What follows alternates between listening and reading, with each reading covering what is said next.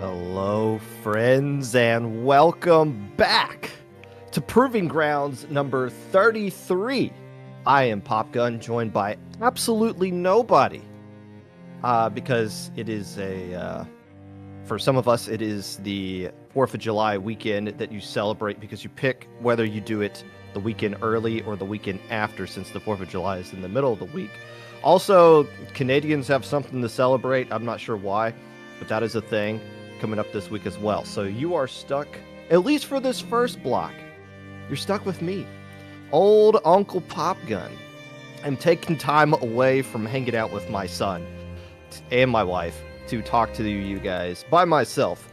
So this can only go somewhere. Don't worry, you're not stuck with me the entire time. We've got some great commentators to close out this tournament when the big bad teams start to play later on. But right now we are stuck in a very modest Proving Grounds. We got 11 teams because 3 decided not to check in. But we still got a very... What's going on here? This is not the bracket I was looking at. Why does it show... It only shows 8 teams. So there's several teams, and by several I mean 3, that are also outside of this bracket that looks completely crazy. So there it is. You could also just type in ! bracket at the point. And there we go. Look at that. Though this is the much better bracket that we're looking at, a much more accurate one, and a much cleaner looking one than what you're going to see on sendow.ink. But if you type ! bracket, you can look at all the hot Splatoon action going on across the board here. But right now we're going to be hopping in to Dislnkt, taking on Paradox. Now, if you're somebody who cares about looty divs, you are a moron, but, you know, that's just the way life goes. Dislnkt is in division number 3 of looty, and Paradox is in division number 4. So, ipso facto, that means Dislnkt is going to win this one because looty divs are as accurate and as correct as they possibly could be, and there's no way for a Div 4 team to beat a Div 3 team, right? Well, we'll find out the answer to every Ludi div ever is going to be decided right here, right now, in this best of 3, with the map pool predetermined by these two teams. Now, you're probably saying to yourself, hey, Popgun, are you one of the head TOs for this tournament? The answer is yes. You're probably also saying, well, if you're here commentating by yourself, who's watching Help Desk? The answer is hopefully either Toasty or Liz, but the correct answer is there's so few teams, and these teams know what they're doing. What could they possibly go to Help Desk for? Oh, well, we reported the score wrong. Okay, that's an easy thing to fix. Well, what else are they going to go there? They're going to be like, oh, the splash tag doesn't match. Like, there's nothing you really need to do TOing-wise for this tournament. The players take care of it, and if anybody wants to argue about something, it would be a first in Proving Grounds history, our 33rd edition of Proving Grounds that this is, by the way. So, we're not exactly concerned about that. But if it does hit the fan, well, so be it. At least there's nothing wrong with a little controversy on Twitter, the tournament going astray. As things go astray here, we have Paradox coming out with the default. This is our tryhard comp. We got our pencil with soda, and then we can just do triple shooter. They got double Zuka. That is Squeezer, by the way. The weapon that's been a hot topic over the course of the past week of everyone saying, oh, Squeezer's just so strong, but nobody knows how to use it. Well, that Squeezer player was the first one to get eliminated from the side of Paradox, so maybe there's some truth to that. Who knows? There's also a tri-stringer, by the way. Something you don't see used very often, but when people are gutsy enough to actually use it, it usually means they're pretty good with it. Right now, it looks like Paradox is going to take early control of things, although unless they clear this first checkpoint, it doesn't really matter. That is also the Rapid Blaster Inkjet coming out from Afro on the side of Dislnkt. So, I haven't even gotten to the fact that they're using a vanilla roller. I had to stop and think what the kit on that thing is. That is the Curling Bomb Bubbler from Tiger coming out from behind the tower, but they're not going to do much damage. On top of that is Paradox got the soda to work with, trying to avoid some bazookas coming out from the canopy area. As the first minute has gone by, Paradox looking pretty good here in the opening. And so be it. Tower control, Hagglefish Market, one of the few tower control maps you can put in a map pool without somebody crying about it, which kind of says more about the mode in general, as we see a nice splat from Afro on the Inkjet there, taking care of the pencil that do not have any soda in them. But here we do see one Zuka coming out. That gets eliminated, but there's going to be another Zuka ready to go. By the way, it is worth noting, the last time Proving Grounds ran, while we weren't trying to encourage teams to get a Ludi seed, bans were in place, and while mainly the main ban that we had was no double Zuka and no pencil. So if we ran either the current or the old rule set that Proving Ground had once, Paradox would have to change a lot of their comp. No pencil. They can't use Zuka from the... oh, gosh. So, a player DC'd on the side of Dislnkt, and now we got... well, did I shoot myself in the foot? Are we going to have to actually TO some stuff here? We got DCs on both sides. Dislnkt lost a player, and then a second player went out. And now one player from the side of Paradox is gone. Both teams are under 50. And, you know, it happened in like the 3-minute mark. I won't have to do the mental math in my head, but it, you know, unless something else crazy happens here, Paradox is going to close out this game with the dub. So yeah, I mean, unless maybe Afro can like take care of two players in the final 2 minutes, but regardless, both teams are playing this out, and due to time constraints, okay, so like according to the rules, this has to play out anyways. We'll obviously kind of ask them to change hosts, but I mean, this is Splatoon 3. Nice shot right there. This is Splatoon 3 in one line. And I don't know where, you know, your first thought is like, well, where do both teams hail from? Is this EU versus NA? I don't know.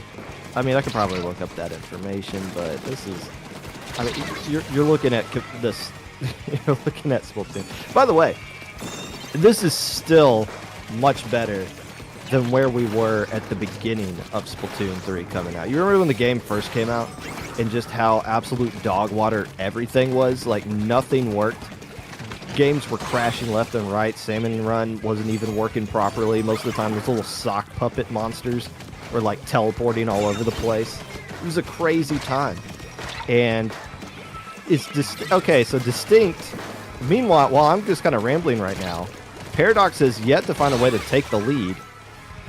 And so they do have to get through this checkpoint, so that's going to slow them down a little bit. But Dislnkt has been very scrappy for these couple of minutes here. And now they just got one player left in a 1v3. This should probably do it as far as the lead is concerned. Checkpoint's gone. It was a scrappy fight being put up on the side of Dislnkt, but it looks like they're finally going to fold here as Paradox, due to technicalities, is going to win game 1. And maybe we will have to actually hop in and do some TOing right here. I have no idea.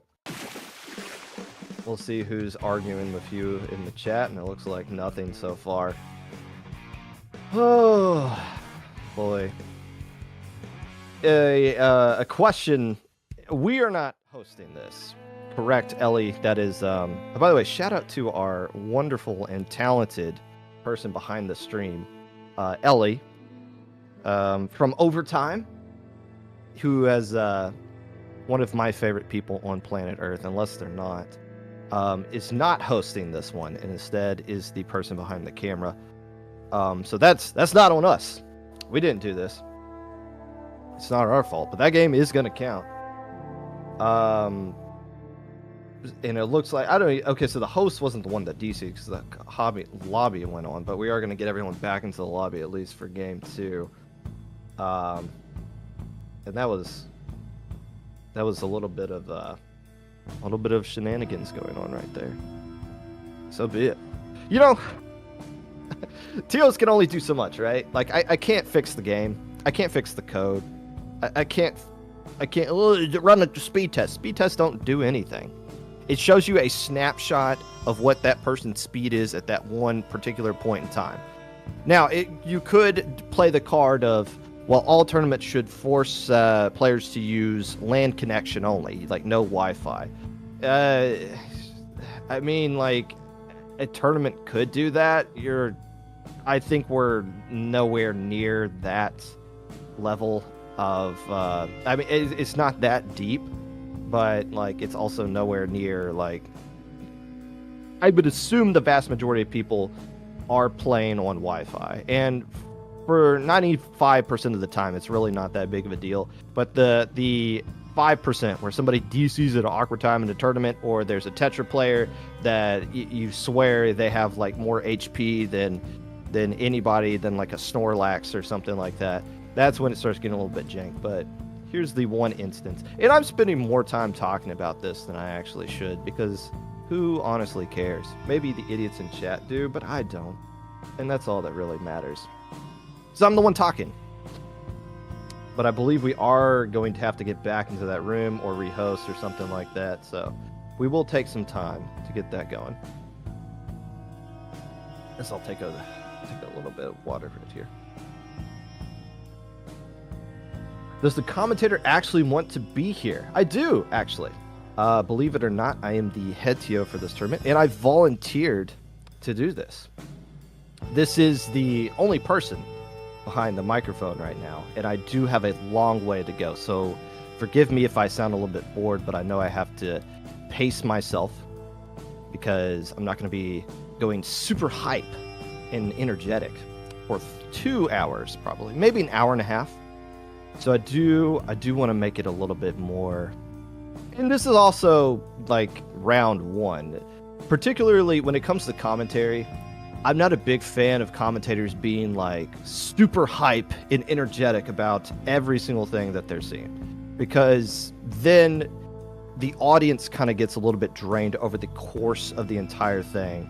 When it comes to the final moments of the tournament, when it's grand finals and people are supposed to be a little bit more excited about things, you get a little bit drained if the TOs are like super hype and commentator and like, oh, what an amazing What an amazing Zuka blast from the very beginning.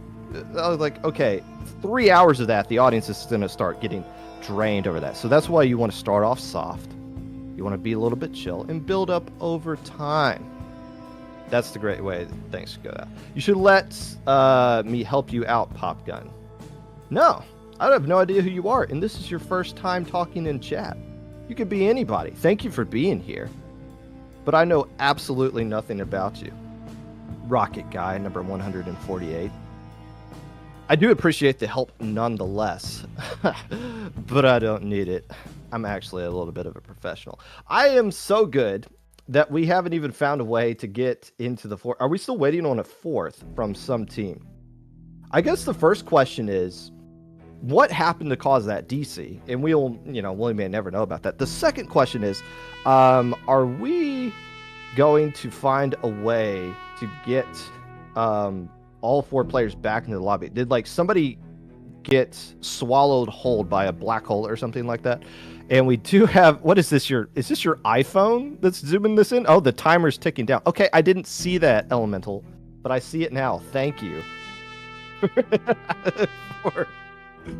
Thank you for the, that looked like it was your iPhone right there. Did I see that, or did the audience see that as well?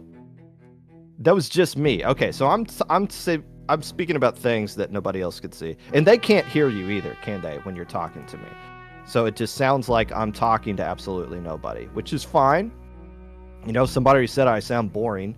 Might as well somebody should start saying that I'm kind of getting a little senile and talking to ghosts, which is fair enough.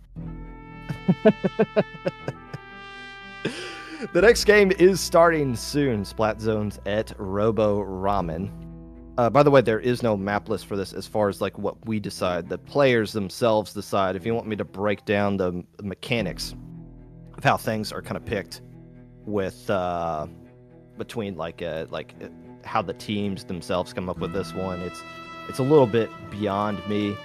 And believe it or not, I don't play Sindow Q. I did in the beta stages of Splatoon 2, but there's not much time that I have for this kind of thing right now. We got 8 players in a lobby, and we're going to find a way to move this one. Paradox, the underdog technically in this set, is coming back out here, and we do see, I believe Polly is a sub, because I think everybody that played in Game 1 for Dislnkt had their team tag on there, and I couldn't tell you exactly who left. But Afro, and I believe it was Q or Quare, was almost finding a way to win a 2v3, holding on to their lead in Game 1, tower control, Hagglefish, but they couldn't quite find a way to pull it off. Instead, it is Polly coming out here with the second splatter shot, this time with the Ink Strikes. So we're going to be attacking the zone, and somehow the bubbler doesn't get out ahead of time as the Ink Jet gets a nice little pick right there. By the way, that is the decapitator, the charcoal toothbrush that is being used by, is that Mango on the side of Paradox right there. And if you play that thing in solo queue, you'll swear the player is teleporting. That thing just glides over your ink and just flies right up to you and slices your head clean off. It's a little bit frustrating fighting those things. And it's one of those things where it's oh, this is so good, along with the range blaster, the custom range blaster. But we don't really see either one of those be used too much in actual competitive play. Maybe because a couple of those new weapons are a little bit new. I mean, range blaster itself isn't really new, but the Decapitator is obviously a brand new weapon. But especially with the kits that it has, people like using Inkjet. The thing does paint a lot as well. As the game goes on and people get more comfortable, are we going to see it used more than just round 1 of Proving Grounds as Lee does switch back over to Dislnkt. Mango getting the work in right here. I mean, just look at that. Just kind of gliding all over the place. Doesn't get the splat, but still pushes everyone far back enough for Paradox to get back control of the zone, even though Dislnkt has the lead. Inkjet being popped right here. So they had Soda to work with them as they got that right back. By the way, still double Zuka coming out from the side of Paradox here as we see Mango trying to avoid those ink strikes. Looks like the second one did take care of them right now as 3 players go down. Paradox in a great situation to try to get lead right back. Penalty points gone. You got your squeezer starting to push all the way up right here, so lead will go into the favor of Paradox. But a nice little Zuko rotation right there will flip things back into Distinkt's favor eventually, right? Right. Even though there was a sprinkler on top of the scoreboard right there. But the problem with Dislnkt is going to find right here is, okay, we got control of the zone. How do we hold on to it? And it turns out the answer was, well, everybody had soda, so even though we got splatted, we can all get right back into the seed of things. And we can start building up our specials. They're still using the roller that's got the bubbler so that they can use that at some point. They're a little ways away from that. They don't have one of their Zookas ready to go because they got eliminated, and their Inkjet is not even going to find a way to get off. So it just comes down to these ink strengths from Poly, and everything else is going to have to come from them as well because all their teammates are dead. And now they're about to be under duress as well as Manu. That's not Mango, is it? It's Manu. Is the Decapitator toothbrush starting to push up right there. That is a curling bomb that you do not want to be on the opposite side of. They're able to dodge it right there. But Paradox in a good situation, was in a good situation of starting to push up, trying to keep everybody away as they get rid of their penalty points. But a much better job of Dislnkt of burning up their specials and holding onto their specials just long enough to where they can find ways to get in control of the zone. The question is, are they going to have any specials to hold on to it? It looks like no, they're going to be close to a Zuka because they're always going to be close to a Zuka. But look at all the specials ready to go. They need to fight Paradox right now in their own base and try to just eliminate them right there. And it looks like that's exactly what they're able to do. The splatter shot now finally has Zuka ready to go and catches two players stacked on top of each other in just the right way as the lead flips back into their favor and the Decapitator cannot brush its way back into the zone. Dislnkt wins the tug of war, and they are moving on to game 3 of this set. The good news is we played the whole game and nobody DC'd, and it was a good little nice back and forth moment right there as Dislnkt, with the help of Poly, who does not have the team tag in their name, so thus is not somebody who can I'm assuming is a sub for them for whoever DC'd in game 1, helping them out right there. And yes, that is a great example right there of a Zuka play where for most people it's like, oh, that's exciting. And it is. It's a nice little play. But if it rotates just slightly to the opposite way, it's not a double, and instead it's a no splat situation at all. But the RNG works out into the favor of Dislnkt right there. And really, I don't think they needed that Zuka play. Like, they were extending into Paradox's bases. They were eliminating the specials before they could actually be used. So things worked out. They put themselves in control of their own destiny without having to actually worry about the RNG of the Zuka play. Has anyone else in chat said that I'm boring and sound like I don't want to be here? The answer is no, at least not when I'm seeing. So we're moving on to game 3. I haven't been fired. I haven't fired myself yet.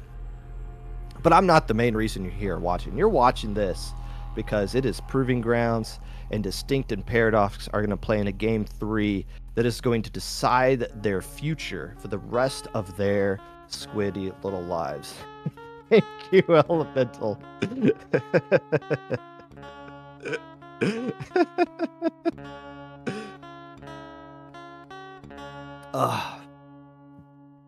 Rainmaker at Humpback Pump Track is coming back up right now as we are waiting for the good news is nobody DC'd, so we don't have to recreate the lobby right here.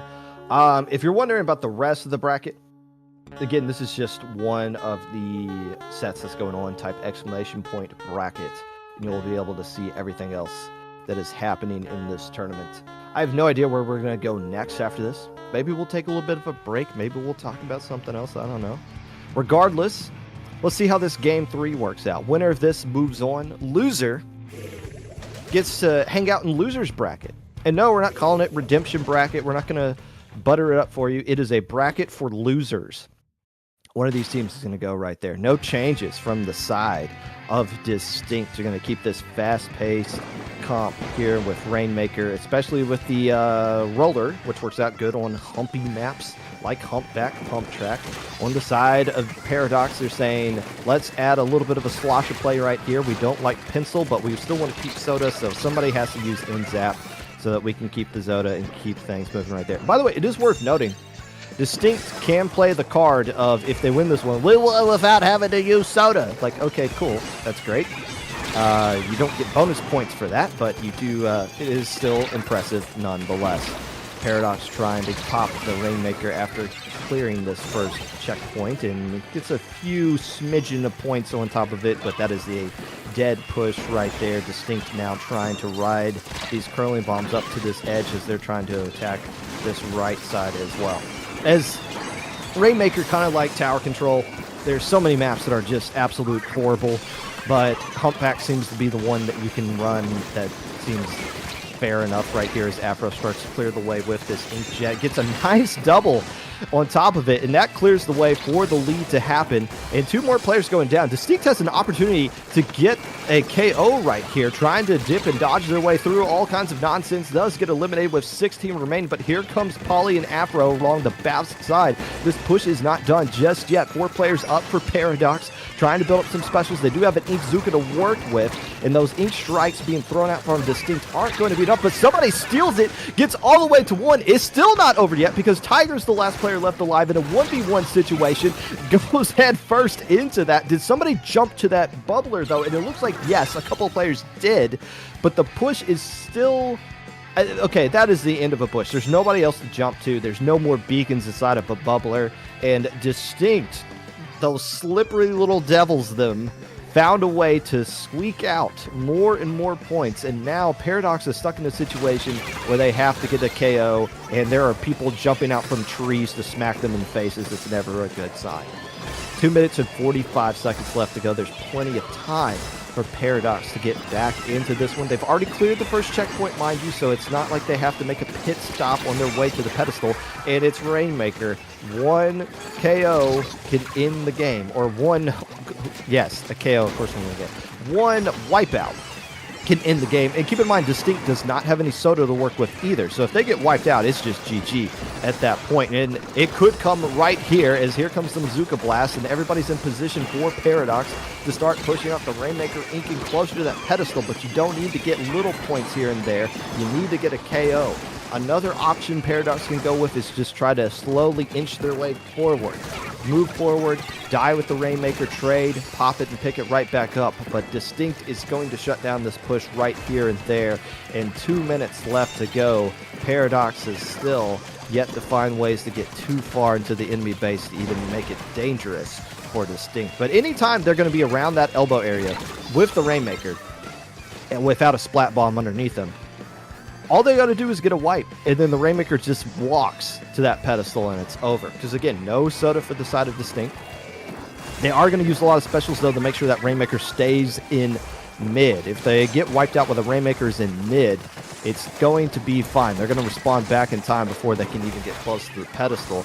But this is how you take care of things if you're Dislnkt. Put the pressure on them. As long as that Rainmaker's right there, you don't need to turtle up. You don't need to be concerned about things. You can be aggressive. You can force Paradox to burn their specials on the defensive side of things. And look at that. Paradox had the Rainmaker, and they lost ground, a lot of ground, and burned up a lot of time as well. Dislnkt opting to push the Rainmaker to the right. That's going to allow this, or they pushing it to the left, which is going to allow this player somehow. That is not a win for the splatter shot. It ultimately ends up being a trade. But Paradox is going to get 1, maybe 2 more opportunities to get a push going right now. Polly able to shark around in mid for Dislnkt, and Afro trying to build up another Inkjet they can use, maybe a GG Inkjet, as we only got 30 seconds left to go right here. A couple of specials online for Dislnkt as they dodged some things right here, but this is why Zuka is so annoying. If this Zuka can make something happen for Paradox, and it doesn't because they get eliminated, I believe, by Zuka themselves from the side of Dislnkt before they can even get going. But now 1 more opportunity for Paradox to try to steal a win here in Game 3. They pick up the Rainmaker, and we're going into overtime. Bubbler on side for Dislnkt to try to make something happen right now. Finn's going to have to start pushing up with the rest of their teammates, but you also want to be mindful of somebody coming over mid to attack the Rainmaker. Here comes a Bubbler out along with the a bunch of ink strikes, and the Rainmaker's moving in the opposite direction. There's a trade as Paradox is still struggling to get around this corner right here. And building up more specials is Dislnkt. One player does go down, and there's nowhere left to go. Dislnkt bleeds out the clock for 3 minutes, and there you go. Dislnkt able to find a way to win 2-1. After the awkward DCs in Game 1, they bounced back. It wasn't easy. Paradox put up a fight, but the social experiments of is Div 3 better than Div 4? The answer clearly is yes. So there you go.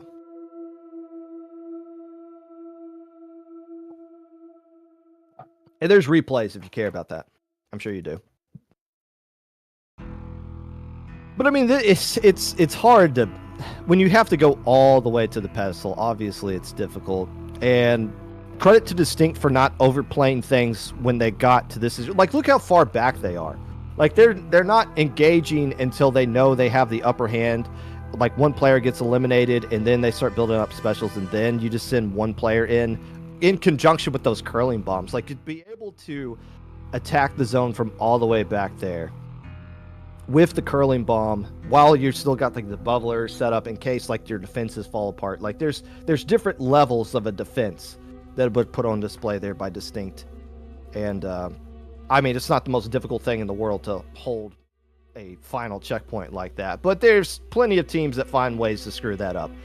And Dislnkt, to their credit, did not screw up. So there you go. They win this one, and now they get to play the number 1 seed, Rest in Peace, who is very likely to win this tournament unless they don't. So there you go. There's one set down. The easiest set of the day. We got through it. I only got accused of being boring once, which is fine. I still got my voice. I still got plenty of water left in my water cup. I went to the bathroom right before this.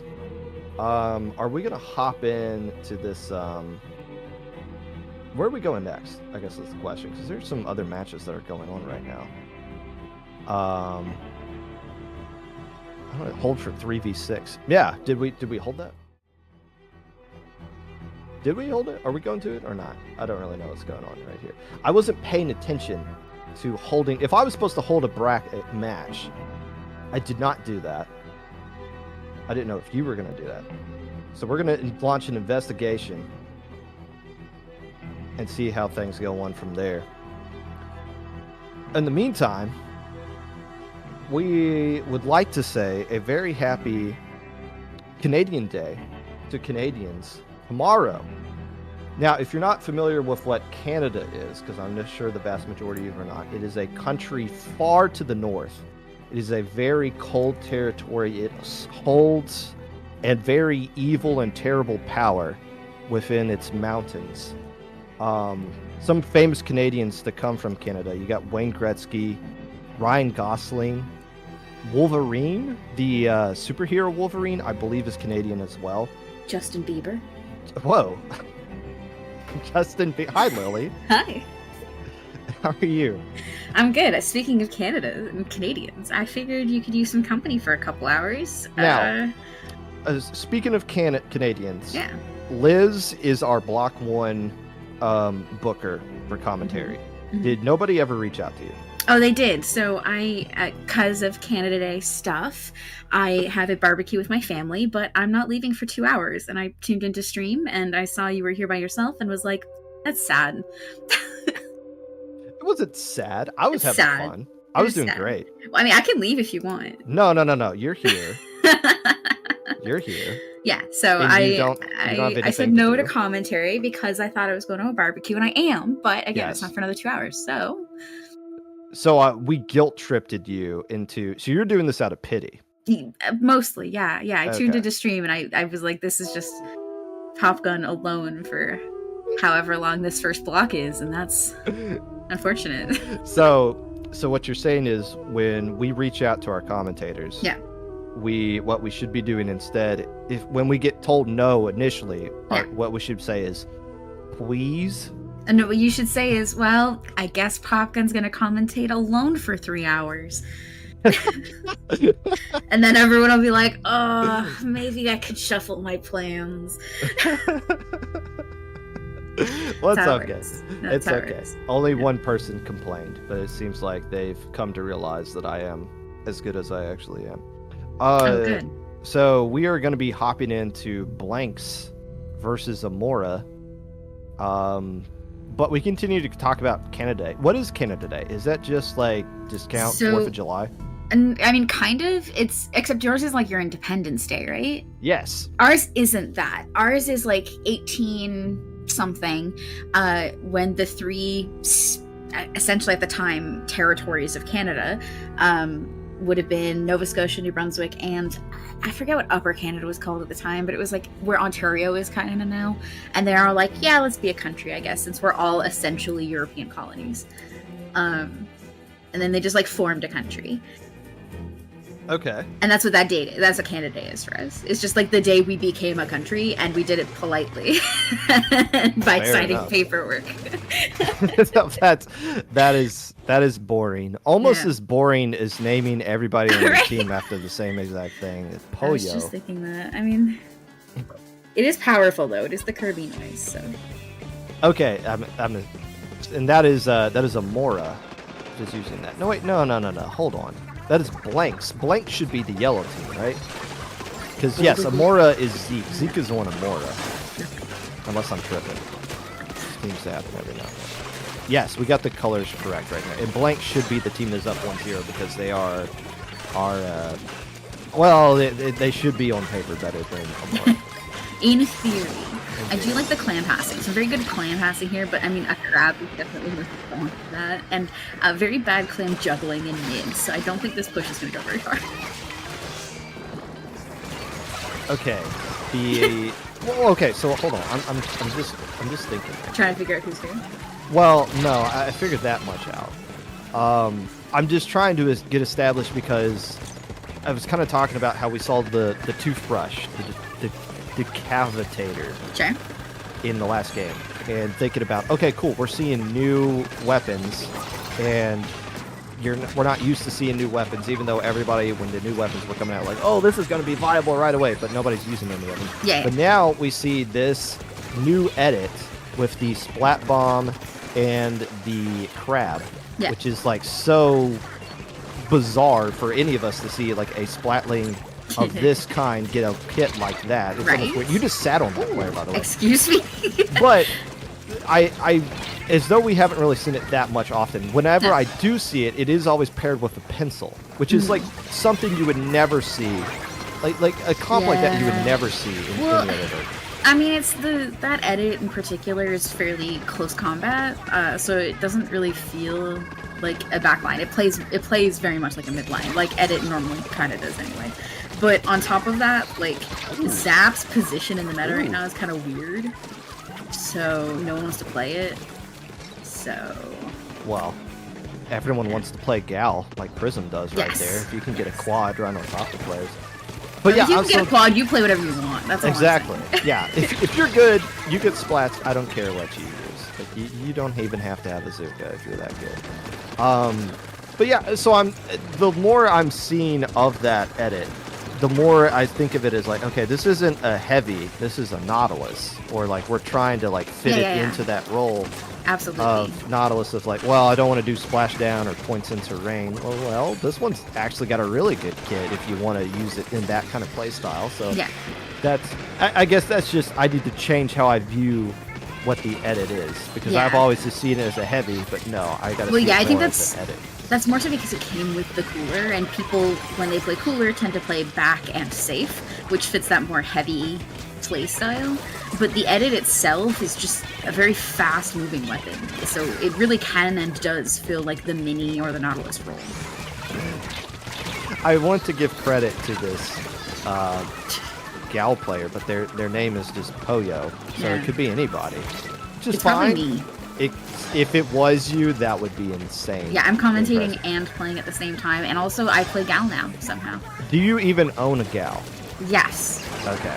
I bought all the weapons so that I could use tickets on the Shellet machine. That's the only reason. Meanwhile, Amoura got a wipeout as BlankZ just threw something into the basket right there. So this is going to open up the door for Amoura to get their lead back. But unfortunately, because they had to wait for the basket to close, that is not enough time for BlankZ to get back into control of things. However, one power clam is all it needs to get the lead into Amoura's favor. I mean, the other big mistake they made is they kind of just like waited in front of basket. They should have taken more aggressive positioning so their clam would easily go in and they would have like that forward motion. But they kind of just waited in front of basket, meaning that defense was pretty easy to remount for BlankZ. So we'll see. The second run looks a little more promising.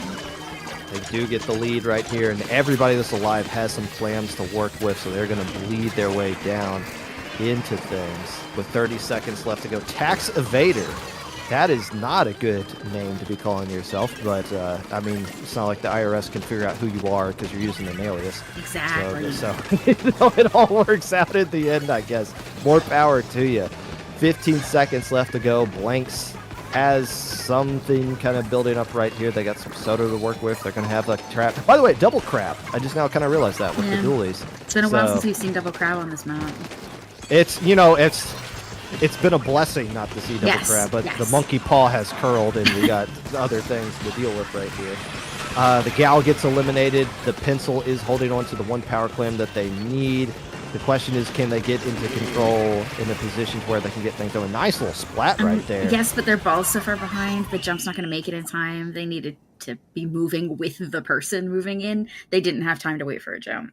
And Amoura, who I said was not as good as BlankZ, is now tied 1-1 with it. Are they in best of three? Take that, Popcorn. Hell no, I've been wrong. Are we at best of 3 territories still? It looks like the answer is yes. So, a decisive game 3 coming up here with that one. It's pretty good. I mean, the push to 22 is really what they needed. You didn't want that game to go to overtime if you were Amoura. Because so far they had done a not super great job of pushing in.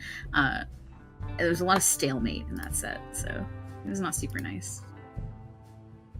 And we didn't see what game 1 was. So if you're wondering how BlankZ got that 1-0, this is because I didn't hold this match like Ellie asked me to politely in stream coordination chat. Ellie, you should know better. I don't pay attention to anything. And by the way, speaking of which, has anyone said anything to help desk? And the answer is yes, but Toasty got it. Oh, nice. And it was just to add a player to their roster. So hang on, I think I can run help desk. You could. It's Proving Grounds. It's not the most difficult thing in the world to do. For a moment, I was like, why am I named Chum41? I forgot it's because I played a pickup. I jump scared myself. The good old day. Okay, so that's something we're going to lose when we move over to Sindao. I'm assuming this pickup was on a Battlefy tournament. Oh, probably. So when you do that, we can like connect your Discord account from your Battlefy so that our bot auto-change your name to the team and gives you the captain role, which I guess maybe there's a way to do that too with Sindao. I don't know, but that's I just saw my name change back in real time. That wasn't me. Well. That could only be Elemental, Ellie, or Toasty. Or... Must have been Toasty. Toasty, I'm coming for my name. You better watch out. Well, it's Tower Control Art Academy showing up next. Your favorite. So. It is. And a lot of other people's favorite too, apparently. I don't think I'd call it anyone's favorite. It's like basic. It's basic, it's vanilla, everyone knows what to expect. I wouldn't call it any. I mean, it's probably someone's favorite. It's like Pokemon. Every map mode combo has someone has it as their favorite. Yeah. Even the really ugly ones. I mean, like, yeah. It's just, it just is a counter pick. It just makes no sense. But like, also the counter pick rules for this are not like 100% what you would see somewhere else. Roasting your own tournament. I can't believe this. Look, we moved over to Sindao so that we didn't have to do much thought when it comes to running tournaments because I'm tired of thinking with things. By the way, double gal screen on Amoura. So they got the 2 different gals. They've gone to the we do have a soda edit, but on the opposite side we do have the crab edit as well. I mean, this is a pretty good place to run some crab. Post it up on, I mean, anywhere really on this map. Like, if you get a crab up in their bats, the game's over. And, yeah, and so it's double crab versus no crab in particular. We do have one Zuka from the side of the machine. But that screen, okay, so I've been playing, I haven't been using screen at all, but the new custom Hydra has come out, and that thing has screen. So I've been using it a lot more. And I just realized to make it like taller, you want to have it connect on like an obstacle that's not the ground, because like half of the screen is going through the ground. And I didn't realize that until like, much later. Isn't it neat? It is, I guess. I feel like screen's really delayed in its counterplay because of, you know, accessibility issues that causes some delay in that aspect. But it's honestly like really neat, and seeing people play in and around it has been really interesting. Like, when it first came out, a lot of people were like, oh, just take, like, the whatever damage and run straight through it. Except no one ever does that. Everyone always waits and goes around it. It's like, okay, yeah, you talk big, but... Well, okay, so now it does 40 instead of 30. So, like, that Rambo play style is much more punishing than what it was before. But also, yeah, like, I avoid it just because I don't want to see the colorblind thing on my screen. Like, it's annoying. It doesn't hurt me or anything. It just is annoying. Yeah, so, like, it's... But, I mean, when you come to a tournament, sometimes you just gotta, like, go through it. But either way, it's a... Regardless, it's a good special for competitive, as you can get a nice little view. Thank you. Especially now that it's on some, like, very forward weapons. It's pretty nice. Yes. And obviously, Gal... Can't really go wrong with the thing like that. By the way, Amoura is currently up with a significant lead. Popgun, it's Sunday afternoon on a holiday weekend. We can just talk about whatever we want. We don't have to talk about the game. We could. I am kind of interested in whatever is happening in Poyo's bats right now. Like that, the gal over there was going a little bit wild and just pulling the attention of like 2 or 3 people that power pushed in. I was kind of crazy. Killer whale strobe light getting a lot of attention on them as well, as we can see a crab having to be used for the defensive side of things. 2 minutes ago. Have they not scored a single point? They haven't. No, they haven't even tickled the tower. They're not gonna. There's not going to be much tickling going on right now either. Yeah, you got to get out of there. I mean, there was a little bit of tickling from the machine, and then they were like, no, I'm out. Bye. There was tickle potential. Tickle potential. Busted away. And Amoura. Tickle? No. Amoura. Okay, so you, like you said, if you get a crab in the bats, GG. Your exact words. Paraphrasing somewhat. Yeah. And what BlankZ is obviously going to have to do is clear that second checkpoint at some point. So if they can find a way to do just that, where's Poyo? Are they on the enemy side of the map, or they're on their own side? I think they're on their own side. They're on their own side, judging by the color of bats. So that's going to lead to Amoura pushing the tower yet again and bleeding more time off the clock and using more crabs for defense. Yeah, I think that's probably a big part of the issue here is like Amoura is just acting so aggressively. The screen coming in and pushing everyone out of bats, the crabs, the Zukas, and everything. I feel like they're just doing a much better job of just not giving it shit and just pushing in. Yeah. I mean, yeah. I had to pause there for a second to decide if I was allowed to say shit on stream, and then I decided it's too late. We don't have a bleep button. So, man. Listen, I made an executive decision here. You did. Yeah, I mean, you've already answered questions in help desk. Exactly. So, like, that's it.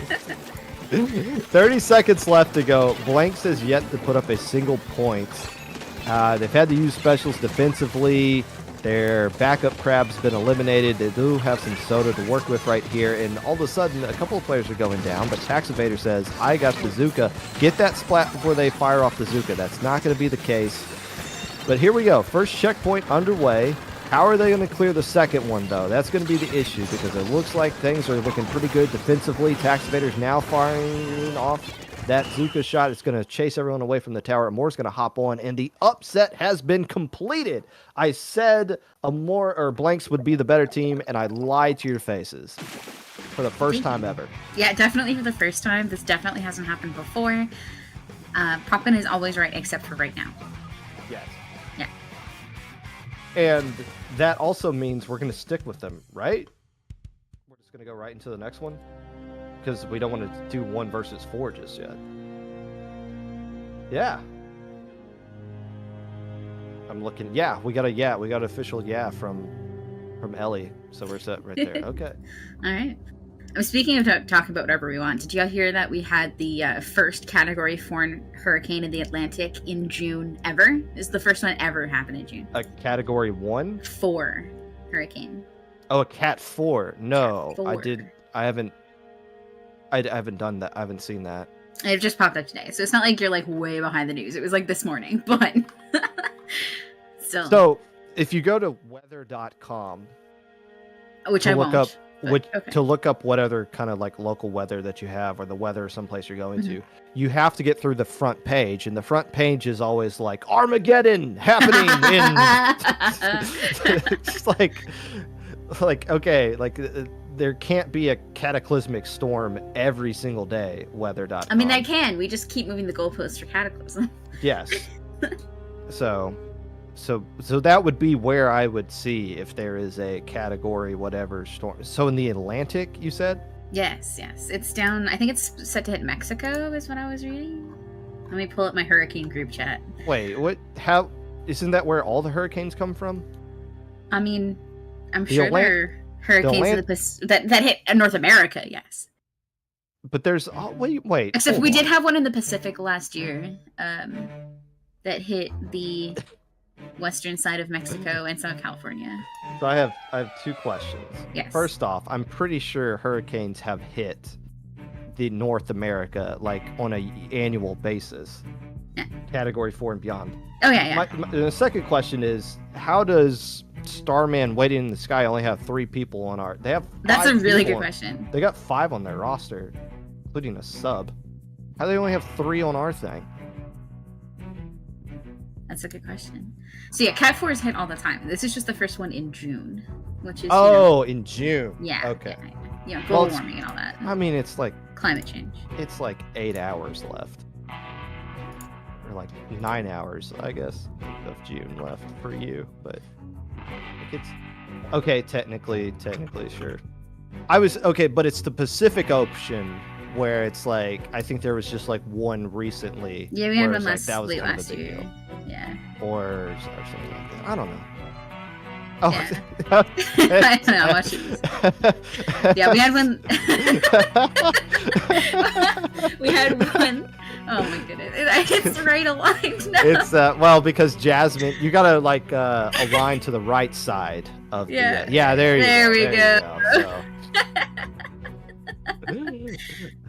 Thank you, Elemental Ellie, the one of the greatest streamers of all time, finding a way to fix things on the fly. I don't see Ink Fair doing that. You know, I haven't seen Doughboy accomplish this kind of feat before. Doughboy, and we're like, no boy. Got him roasted. Slam dunk. What's next for your land excursions? What's next on your docket? I'm thinking about Riptide. I'm looking at it and I'm crunching numbers. We'll see about Riptide. But I mean, after Riptide, who knows? Because like, who even knows what lands are happening next year except for Riptide? Metro Inc. seems. Oh wait, when is Metro Inc. going on? That's going on in 2 weeks. Yeah, probably. Yes, that's going on in a couple of weeks. Everyone, if you're in the New York area, go to Metro Inc. If they still have slots available. If they don't, then watch it on stream. That's the thing, as Metro Inc. does have a cap to it, because there's only so much space that they can allow for. Yeah. Which, when Low Tide City went away, even though there's a lot of rumors that something's just going to replace it anyways. Yeah. One of the things... The theory is that LTC is like, they're just like rebranding it and moving away from the Kalahari, because the Kalahari is expensive for everything. I heard rumors they were just going to be right back at the Kalahari. Oh, maybe. That would be nice, but I heard they were like going to somewhere else. Dallas? But there's also the MomoCon elephant in the room. Yeah, which is like, well, maybe that could just be the new May thing. But my point being, when those went away, LTC being the biggest Splatoon LAN ever, and that's going to hold true for like another 2 months. before Riptide takes place. And everyone's like, well, Metro Inc. and Big Dapple is going to be the next big thing. And yes, that is true. That is still an awesome event, but it can never be the biggest Splatoon event just because the venue does have a cap on it. Whereas if you were to go to a Kalahari or even a Genesis or a Momocon, the space is infinite. If you get, there's more space to work with, so there is no cap for those kinds of things. So that's the point I bring up whenever someone says like, well, like Big Dapple can take over for that. It's like, well, it's really awesome and good, but it can't take over the biggest Splatoon land ever category. No, they really would need to like move to a different venue if they wanted to do that, but I don't know if they want to do that. I think they're kind of enjoying the space they're in. Well, I think they go to an actual esport place. Yeah, it is. It's like a gaming cafe or whatever it's called. Which has all kinds of advantages that Riptide and LTC don't, because those are literally just places that are built overnight in a warehouse, a convention hall. Yeah. Which is nice, but it always leads to well, how could people DC at a LAN? Well, because like this stuff is like literally held together by bubblegum and tape. Because half the cables are borrowed from random people and they don't work, and the other half it is people bumping into tables when they're not paying attention to stuff. Yes. Yes, that is a legit thing. But yeah, that's regardless. So the moral of the story is I'm thinking about Riptide. Okay, yes, that's how we got onto this. Yeah. Why was I even thinking about? Yes, next on my land journey. Is it because you haven't seen me in a while and you miss me? That wasn't it. Are you sure? I forget. Okay, wait. Are you sure though? Because that might be it. So, Amoura queued up with only 3 players. And Amoura wasn't the team that had 3 players on their lobby technically, so or in their like roster thing. So I don't really know what's going on right here. I think we're just gonna have a lobby DC and we're just gonna move on. They thought I was the 4th. You gotta take Izio and Jasmine off. No, leave that there. It's great. We're doing great today. Proving Grounds, sponsored by Izio and Jasmine. Nicely done right there. But yeah, we're going to Riptide. We being myself, Miss Popgun, and Popgun Jr., also known as PJ. Okay, so if I go to Riptide, can I hold PJ? Yes, and I'm going to be very blunt about this. There are a select few people that we're going to allow for that. Oh, hell yeah. And just because you see somebody else holding my kid doesn't mean we're going to let you do it. So I'll even wear a mask. I'll wear a mask to hold the baby. Yes, that would be good. They'll protect you more than him. Well, I'm more concerned about traveling through airports and then holding a baby. Oh yeah, but he is also a germ. Well, that's what babies are. Yes. Yeah. It's crazy, and I have no idea how that's. I mean, it's fine for us because we can drive there. Yeah. So like we can bring all the stuff we need. Yeah. But like it'll be. The worst word I hate hearing commentators say, I'll say it right now. It's going to be interesting seeing how like he's going to interact with all that stuff. I don't know if any of the other Splat babies are going to be there. I don't know if like Greg is trying to go. Right, I was going to say, like, do any of the other Splat babies live nearby? I think Falco's will be too young still. Falco said he said this before the kid was born. Yeah. That he was gonna like pop in for like half a day because he lives so close by. Right. But I mean we'll see how he fares. Yeah, those first 6 to 8 weeks really suck. Yeah. just it's not a fun time. I mean, you got a screaming meat potato, and you kind of just have to deal with it. Yeah, a hungry, pooping, peeing, scream potato. 6 months is like the perfect time because then it's like, okay, cool, I can interact with you. You're starting to become a human. Yes, well, yeah, definitely. Like you're becoming like a toddler in a sense, like you're coming into your own person.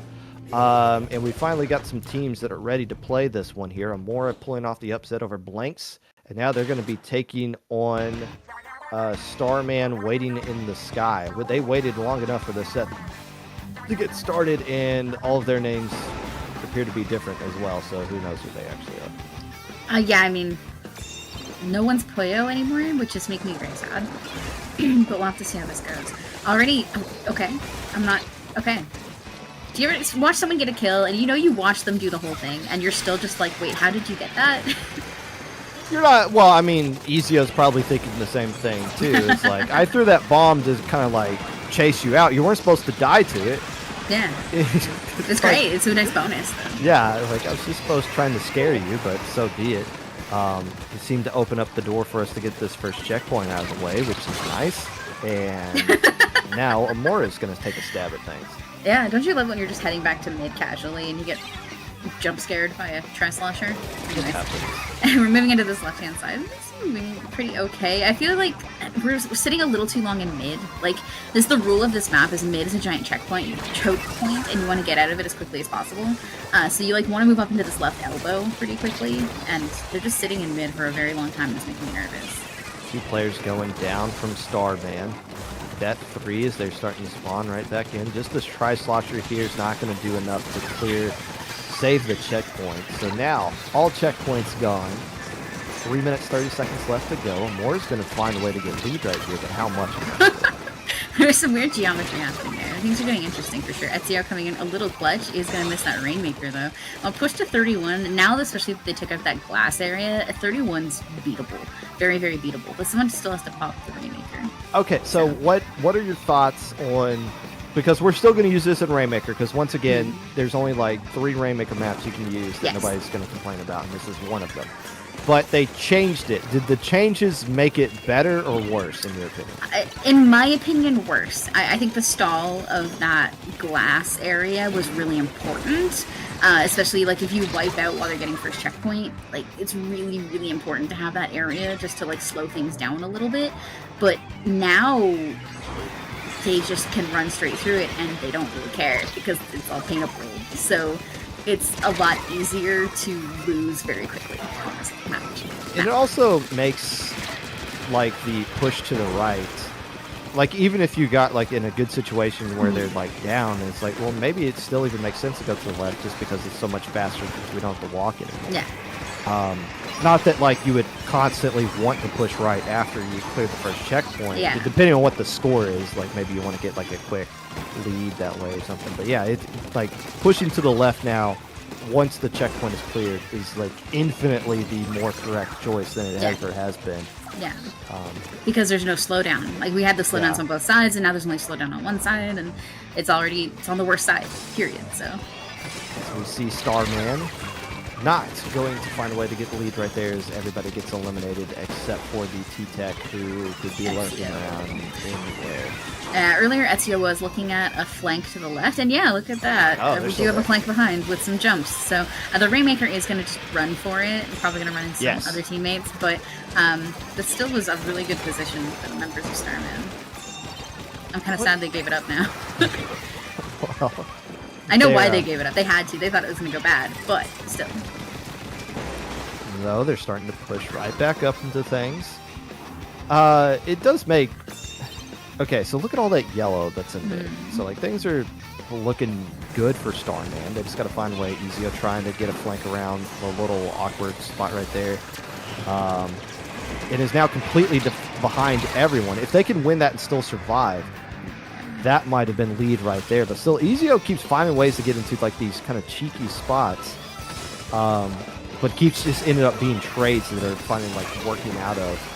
So they can't really capitalize on the good position they keep finding themselves in. So far, my problem is the Rainmaker for Starman is moving very slowly, and Ezio's strikes are just a little too soon. So, like, Ezio is striking for really good offensive positions, but it doesn't help the Rainmaker, so the Rainmaker moves slow, and as a result, they end up in a position with no specials, and the Rainmaker nowhere near lead. And it's just, like... It's shit. It's just, yeah. It's just unfortunate, because Ezio's like doing a really, really good job of getting a million strikes. They're just slightly early. 10 seconds left to go here. Starman in the sky. Just pulled off a technical upset based off of seeding. Looking to get another one going right here, and it looks like they're going to at least get game one. This is a best of 5, mind you. Amoura gets the massive lead. survives the opening splat bomb from Ezio and is able to take care of business. They're up 1-0. I have a question. Very important. Did you seed this? Yes and no. Okay. You know what? You said yes, that's all that matters. So now I know who to blame if there's seed upsets. I seeded this by hitting the button that says automatically sort teams by seed. All right, that's how I did. Okay, I'm still going to blame you. Okay. That's fine. Because I can... Yeah, so with send out, it's seeded off of points, but you can also, as a TO, go back and change things. So it's like, oh, Starburst hasn't played all season long, so they're the bottom seed. It's like, no, let's move them up a little bit. But no, leave them on the bottom. It's fine. I'll take credit for this. Yeah, it's fine. What would happen if you seeded Starburst on the bottom? Aside from people being really mad and ranting on Twitter. That would probably be the worst. I think my credibility would... I mean, depending on who you talk to, I don't have any.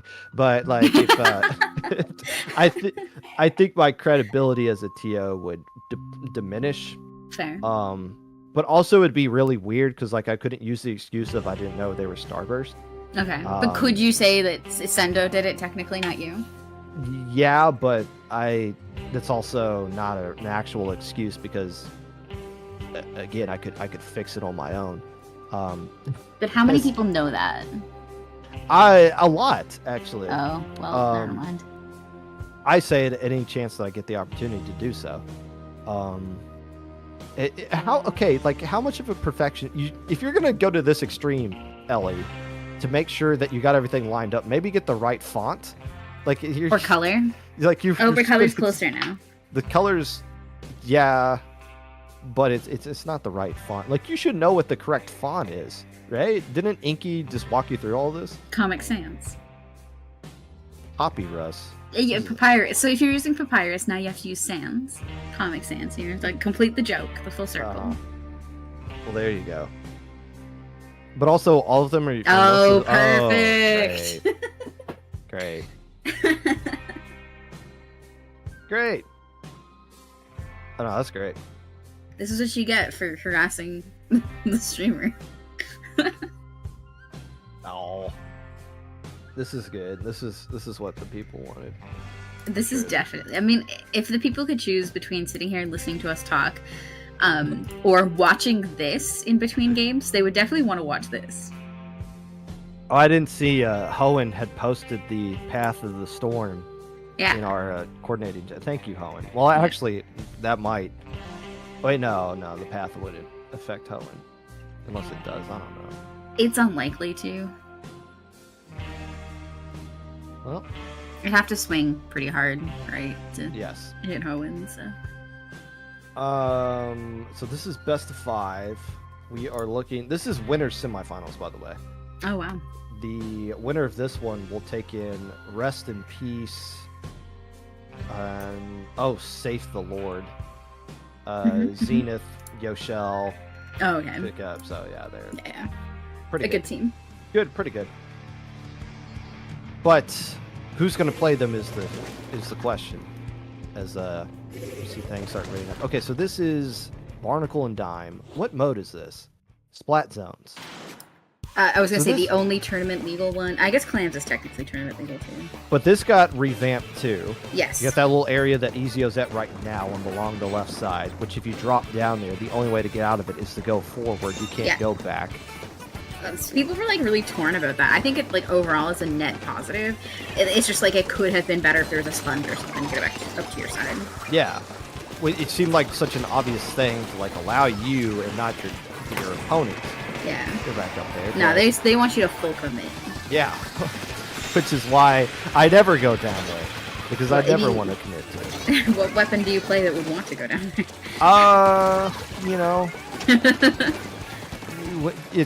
Solo queue Hydra is pretty much does anything you need to because you got 3 other chargers on your team.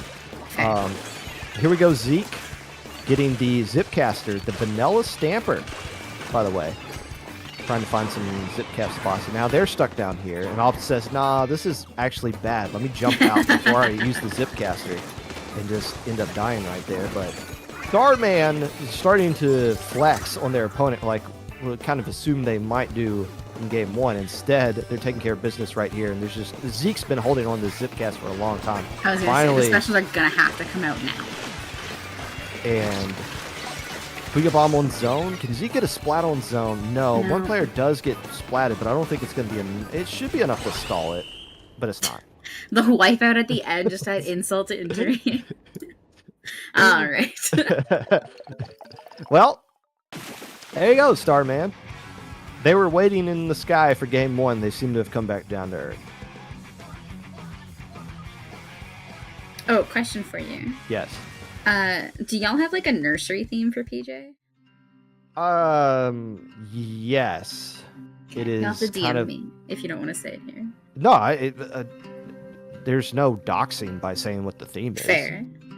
It's not like people are going to break into any house in Indianapolis. Like, oh, this is the Savari themed nursery. This must be Popgun's house. But all of that is designed by Miss Popgun. Okay. So like we got a bear, a skunk on the wall, and some other little things that theme exploring and all that good stuff. All right. My follow-up question is, will you dox yourself to me in my DMs so that I can send you a plushie for PJ? About what? Like my address? I need your address. Yeah. Yeah, that's fine. I don't care. Bet. I crochet. I'm crocheting right now. As a matter of fact.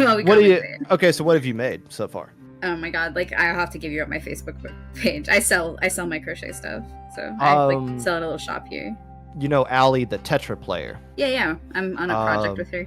Oh, okay, cool. Yeah. So, duh. Yeah. I should have known that. She did a lot of crocheting stuff too. Yeah. I don't know if they still do. Yeah, we talked to her about that, and she and I will just like go back and forth. Like right now, I'm making a bunny, but yeah. Okay. Not a Splatoon theme, but bunnies are Safari themed. You can see those out. Yeah, cows, sharks, Totoro. Hey, a kraken is a Safari critter as well. Not at all. And you're going to see not even remotely. So you're going to see it from the 96 deco from V. If there's a kraken in your Safari, I've got questions. But we will see kraken in this game. Yes, on a boat. Yes, which is also not Safari. Zeke. Yes, thank you, Ellie. There's no water down there, so like falling down to that area shouldn't kill you in theory. I know you just break your neck is the problem. Yeah. You probably just die from embarrassment. Like I'm just gonna go back to the spawn. I fell all the way down here. But that seems to be the only thing slowing down Amoura right now, is they're gonna clear this first checkpoint with ease. Yeah, I think the game last game really only technically counted because it was a win. But like it was such a fast 100-0 knockout that I'm not even going to consider it, and how I feel like these teams are cooperating or fighting against each other. That Kraken was really unfortunate. I feel very bad for the player who was playing Kraken. And Amoura is now going to take a stab at the second checkpoint. Can you get somebody up on that wall? If with a Splatling in this spot, I do not like that tower at all. I like being on that uninkable wall in the bunker right there, raining down all kinds of hell across things. Tri-Slosher can like do good defensively riding the tower there because you can just attack over the walls. Yeah, absolutely. Even better to get them up on the wall though. And is this a flank? A deep flank? Yes. It is. Can we talk about how they're running two of the same gal? Yes, we can. That's weird. People don't run two of the same weapon unless it's a splash or a splatter shot. Well, it's working out for them right now. GMA used to do that thing where whenever they lose, they add another gal, but that was before the deco came into play. But yeah, like you got double killer whale here, you got double wall. Yeah, which isn't bad, especially on this map. Lots of narrow alleys. They don't have a sub weapon that can actually. They don't have a lethal sub, do they? Oh, there we go. I was gonna say they have sub weapons. What are you talking about? they got point sensor and is that sprinkler? I forget which one they edit. Yes, Hurling, that's right. Okay, so they do technically have a lethal, but yeah, curling doesn't really count. Yeah. Unless you're Marsh. Technically, yeah. Kind of like the chicken. The chicken is not lethal. Halfway through this right now, and Starman in the sky has yet to sniff the tower in mid. They cleared the second checkpoint too, so like they can just they don't have to be stuck in that awkward spot. Things are looking really good for Amoura. The Kraken's coming in now, so things are definitely going to stall here for a little bit. That unfortunate, very unfortunate, because the edit can definitely keep a Kraken off tower. It has a fast enough fire rate, but not when it climbs up the wall and does a little jump like that. Well, 2 minutes left to go here. Starman able to hold on to the game somewhat, but they lost 2 more players right now.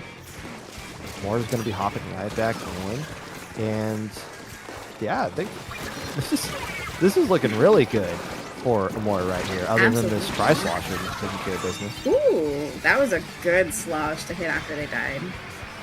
Absolutely excellent. I mean, they're still like 2 down. They still have a lot of control in mid, so it's even though they're 2 down, it's not really like they're on the back foot yet. Never mind.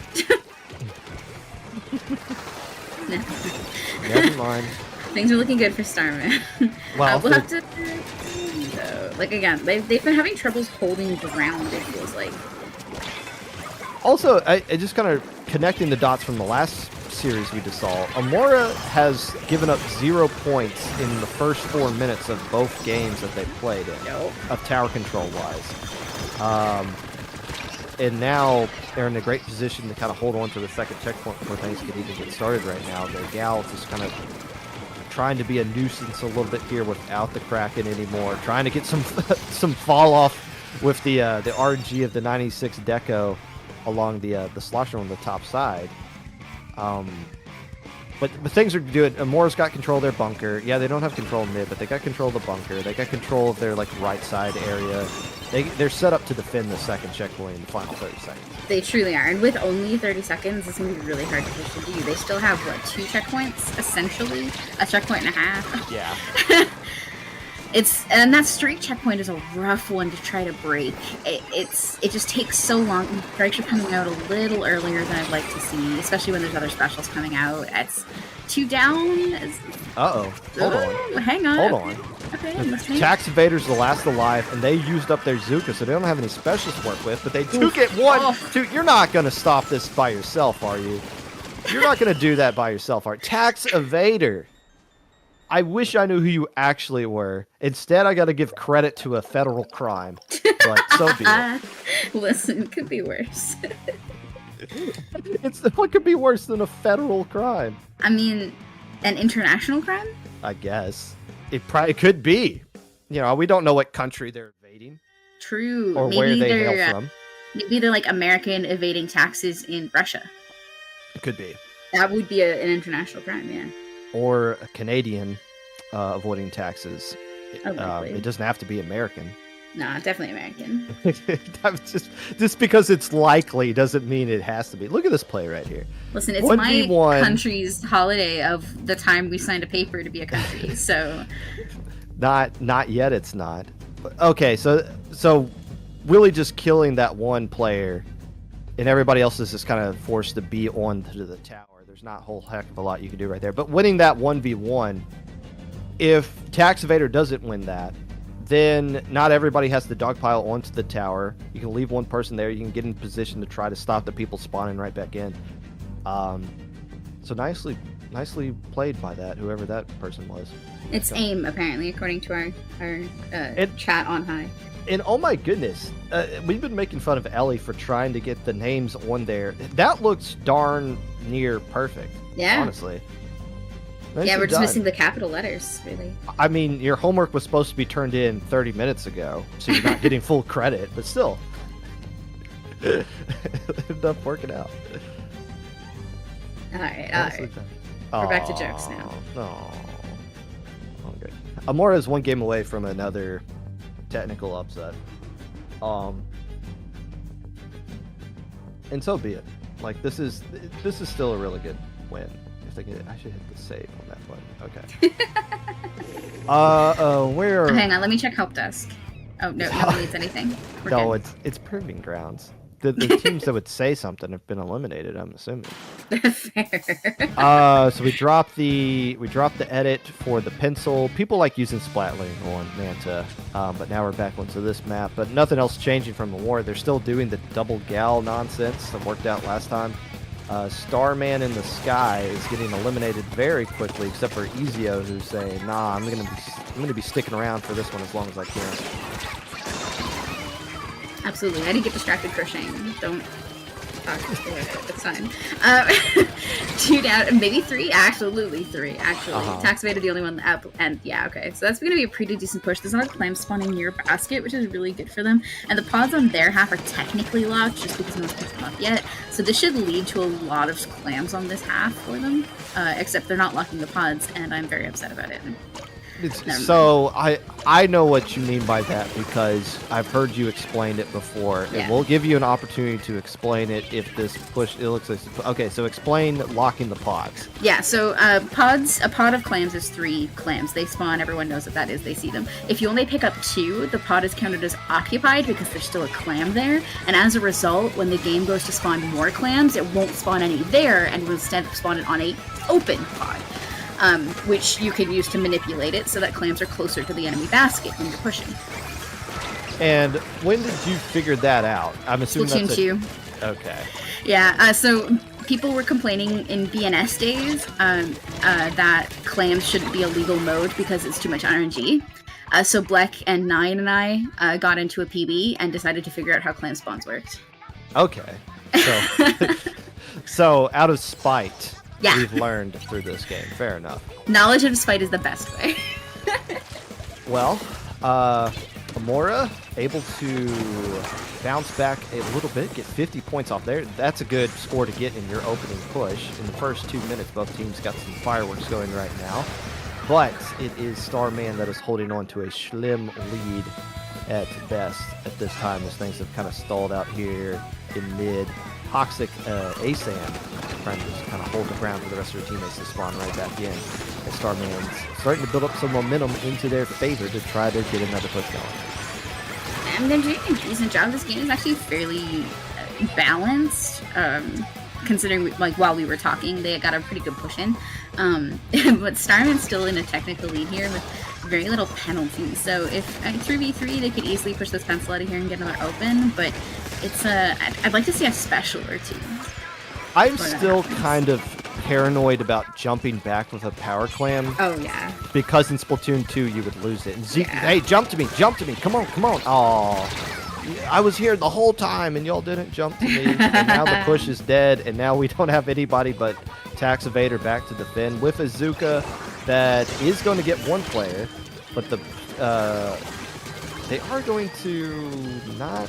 Okay, so this is actually a great situation for Amoura now. They don't give up any more points, but maybe pushed up a little bit too quickly without the rest of their team. It's Ezio punishing them. Yeah, now 2 down on the side of Amoura is putting Starman in a pretty good position for a push here. These gals are just so aggressive, and it's working out really well for them. And now they know the pretty much positions of everyone walking at them. If they could just get some clans a little faster, which actually would be really easy with the power of pod walking. I'm just gonna plug that over and over again until people start doing it. That's the biggest problem too with Scorch Gorge, is you really need to utilize pod locking if you want faster pushes. So, you know, to catch up with, like, say, that gal that pushed in and was really ready for a push to happen. So Amoura yet again forced on the defensive side of things. The penalty points are now gone for Starman, and they're starting to gather up some more. I don't think they're going to find ways to add to the lead right here. But Zeke winning that splat, so that should give them control of mid. This is what Amoura should have done last time, just get control of mid, start building up some plans. Instead, Zeke's just going for it. And what? Okay. Body blocks somebody off the side of the map. That's got to be illegal. That's the most rudest way you can splat somebody. And they just threw everybody into the basket to try to pop it without having anything ready to go. And might have just blown their only opportunity to get lead back. Very possible. I mean, they do have time. They still have Pity. They do have time to get some more clams. Pity won't take that lead. They're gone. But it's looking, yeah. You're gone. It's looking X right battle. up in the basket. X battle, able to get into position and just erasing players. GG. We're going to a game 5. Yeah. I mean, good. So, but okay, so Amoura had opportunities because Starman was making pushes and they were getting splatted on top of it without really adding anything to their score. But instead of pushing and just like, look, let's get control mid, we'll build up specials and stuff, and then we'll go right in. There was always somebody just kind of push up, trying to just force something into the basket that wasn't there. Now, to the credit, Ezio did the same thing at the start of the game, just created something out of nothing, but it just didn't really work out for him more. Which is just really unfortunate. I mean, they were playing very well. That game was very good, but Starman was just so aggressive with those gals. They had absolutely no problem just moving in and taking ground and not worrying about anything. I think they hacked their switches so that they have better RNG on the gal, because my gal doesn't shoot like that. Well, you know, that's fine. I don't care if you hack. My junior shoots like that. Your junior and nobody else's. Yeah. My junior sometimes acts like a splash, and it's really nice. But nobody has ever accused you of their junior's doing something mine has never done. And we still got to change Ezio and Jasmine. I don't even know if Jasmine's playing. I don't think so. Ezio sure is, but is it Ezio or Ezio? Ezio. Ezio.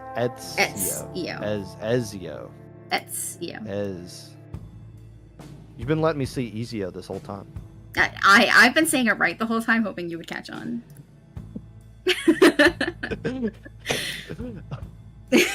That's all you can do is. I mean, yeah, it's it. Yeah, Ezio, I like the character from Assassin's Creed. Oh, that's right. Mm-hmm. I remember my roommate in college playing that. I was gonna say, I'm pretty sure you're old enough to know that reference. I know what I mean. I didn't play it, but I watched. I mean, I didn't play it either. I just watched my best friend play it. Yeah, and that's how I did it. Yeah. My roommate in college had an Xbox, and that's how I was able to see like anything non-Nintendo. I was like, oh wait, these games are actually kind of cool. Yeah. And now I'm old, and I'm like, oh wait, those games suck. My best friend had a PS2 at the time. I didn't. I got one later, and now I have a PS2. I have a DVD player, like a normal. Wow, version. I used to have a VHS player. I got rid of it when I moved last. I held onto that thing for like 10 years of moves, and then got rid of it on the last one. Well, Starman. I'm trying to find VHS player. It's called a VCR. Why did I call it a VHS player? Hang on. All right. A VHS. Yeah. Well, I mean, it does play VHS. Yeah, I get it. It's not what it's called. Yeah. Anyways, moving into the game 2 down on each side very quickly. Asan doing their best to back up here. But, I mean, they've got a gal running at them. So, I mean, what do you even do against that except shoot forward and hope for the best? Switch it up to where you have a roller coming out from your side. And I believe that is the side order version with Curling Bomb and Bubbler. So maybe that's what you're thinking. Take advantage of these, the humpiness of Humpback Pump Track. I was about to say, how did that one not connect? And it ultimately did. It just took a second. Well, I think we're done here. Yeah. Unless I'm just going to go back to my crochet. It's fine. Well, you might want to come back because they got wiped out. Fine. Only got 17 remaining in a minute off the clock, so things still doable for Amoura. Yeah, I mean, absolutely still doable. 17 isn't. I mean, in Rainmaker, nothing is a winning push. Can someone paint pedestals for Rainmaker? There we go. Yeah, 17 is definitely going to be a bad win. It's not going to be an easy win. They don't have to get to the pedestal. One player down from the side of Starman. Taxivator trying to be pesky from mid. Make that 2 now, but nobody's up there to help. Except for Taxivator does take care of Ezio. But the Rainmaker is not going to find a way to push up just yet. Instead, more players are going to spawn right back in. So Amoura is going to be very patient with this push. They're not going to go until there's a complete clear path for them, and there's just not going to happen on that push. Still, they clear the checkpoint. Yeah, which is, the beginning, right? And especially when you've got some decent specials on the side of Amoura that would be able to help push that to 17. They really just need to, regain control of mid. They have to go through all the steps again. Well, I mean, 2 down's not going to help, but... At least you don't have to worry about that pit stop checkpoint. The problem is, though... There's just 2 players sharking next to each other and hoping for the best. It didn't go well. Eventually they have to go for the Rainmaker. And I mean, just look how orange things are right now in control. The team has got the massive lead to work with right there, taking care of Zeke before they can do anything. Kind of cheeky. X Battle starting to push up right here and eliminating people from mid. And things are looking really good for Starman. You got Prism being the last player alive right here to try to do something. Doesn't get the Rainmaker as they do add to the lead. Zeke gets a couple of splats, but is now stuck away. It's forced to jump right back into the action right now, and it's just a barrage of things. It looks like Starman won't find a way to add to their lead other than the 1 point they did.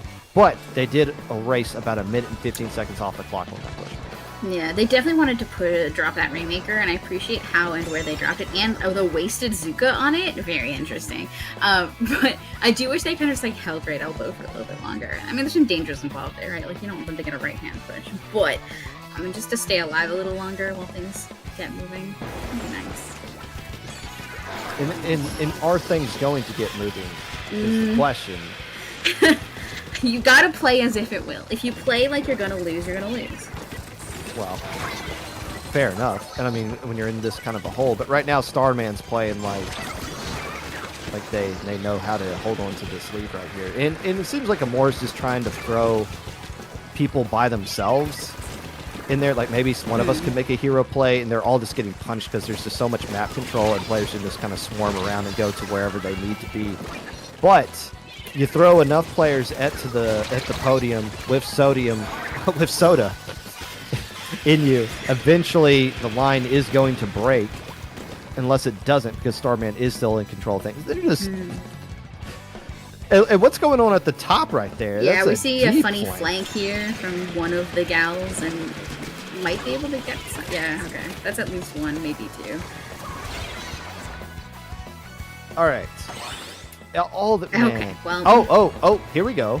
Hey, where is that Rainmaker? Can they go left with it? No, they have to go back through mid. Okay, I didn't... Yeah. They weren't on that little pedestal right there. But still, because they bled off all the time, they only got this one opportunity. Do they realize Prism is making this flank? They do, because they're able to take care of Zeke on the roller, so that it frees them up some opportunities to take care of that. The flank does not connect, and now the Rainmaker has to wait for players to come right back in. They do survive the Zuka for now.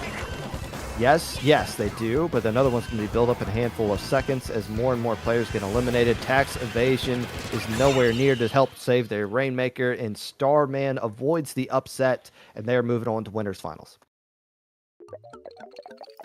Dang. Dang.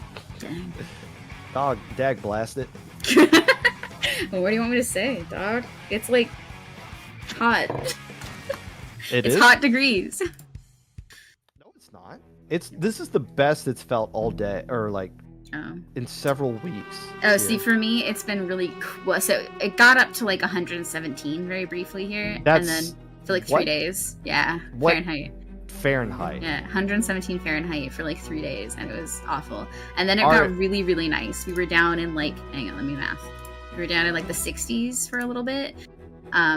Low 70s, and it was great. Today we're back up to 93 with chance of thunderstorms, so it's like 100% humidity. Oh, sorry, 92% humidity. And what planet are you currently on? Great, yeah, excellent. I live in the Maritimes, so in the Atlantic on the East Coast. Yeah, but that's like northern. Yeah, you'd think it should be nicer here. It's not. Yeah. It's not. Well, happy Canada Day. Yeah. I mean, it's nice because it's not raining right now, and they said it was going to rain all day, and it's not. So that means we could barbecue. Yes. Yeah, you can. Not that the rain would stop my dad from barbecuing. By the way, what is on the menu? For like, because like barbecue could mean one thing for you and one thing for me. I mean, usually it's like burgers or chicken or something. Okay. Honestly, I don't know. And that's like going on a grill, obviously. Yeah. Okay. Yeah. Okay, cool. So that is roasted veggies. Usually it's like potatoes and onions and carrots chopped up and wrapped in tinfoil. Yeah. Zucchini. Also a good one. Yeah. Yes. Yeah. Hey, ProChar just went live. Cool. Nice. Stay here though. Don't stay here. We need. Don't leave. Don't leave. Don't leave. We have don't leave. Popgun's lonely. We have one more match, and then we'll switch it over to Fion, and Fusion, I believe, are our next commentators. The one who actually said yes to us without us guilt tripping them initially. I didn't say yes to anybody and was not guilt tripped by anybody. I said no, and then I tuned into stream and said, that sounds lonely. So I guilt tripped myself and said no to everyone. But you realized that was the plan all along. Of course, yes. Yeah. I mean, you could only listen to me talk about myself for so long. It's true. I was like, man, this is awful. So we're going to be seeing the number 1 seed, rest in peace, Stan the Lord, Saith the Lord, versus... I like Stan the Lord better. Go back to that. Stan the Lord. We're changing their team name. No cap. This is going to be casted by IPL Splatoon. So yes, we are going to hit that button. Meanwhile... while you're queuing, I'm going to check help desk. It should be good. Oh no, someone needed help. Toasty took care of it. Okay, cool. What did they need? Something about active rosters changing. I've forgotten to change the active. Okay, so like for send out tournaments, if you have like 5 people on your roster or more than 4, you have to select who actually played. For like points and stuff. Yeah, because you are, and this is a ranked tournament, so yeah, you are getting points for winning these things. As opposed to just playing send out queue. Understandable. Now you can do an unranked tournament. The tournament yesterday, the charity tournament, I believe that was unranked. I mean, that would make sense because it's a charity tournament with weird rules. Right. You don't want your points affected by weird things. Why is the music yelling at me? How are you listening to the music? Do you have stream open? I have it's the stream to Discord. Hold on. I didn't know you could listen to. How do I listen to the? Oh, do I have it muted? No, I don't know how. That's where the music's coming from. Oh, I had it muted. Okay, now I hear it. It was yelping at me. I never played Red Dead Redemption. I watched a friend play a bit of it. And Ellie was like, "Oh, what music do we want to play?" And I was like, "I don't care." And they're like, "R2D2 or something like this." Like, oh, okay, Star Wars, I guess. So if you're wondering why Rest in Peace, Saith the Lord is our number 1 seed, it is Phoenix, Atomic, Zenith, and Yoshell. This is a very strong pickup. I've seen Zenith play with these players in a lot of other things. And it's a strong. It's not an actual team, but it is a strong, loaded. And right now the question is always, what does top level look like? Because A, we've had some shakeup with things, and also B, there hasn't been a lot of events going on to where like top level players have been interested in playing. The last one would have been the Sindao finals last month, but even then, other than Jackpot, it was just mostly pickups of players. There wasn't like a bunch of name brand teams. But if like these players in particular are at that category, it's just we don't see them play that often. Which is a shame, really. Like, I love watching these players play, especially Yoshell. I find Yoshell really interesting to watch. Atomic, Phoenix, and this is all like EU, except for Zenith as well. Yoshell's also really nice. I like Yoshell. Which is also another narrative of like, oh well, EU as a region isn't as strong as what it has been compared to like NA in the past. It's like, well, no, I think that's not the case. I just think there's not set teams. There's still a lot of players that are just as good, if not better. But we just haven't really, again, we haven't had an opportunity to see them all play.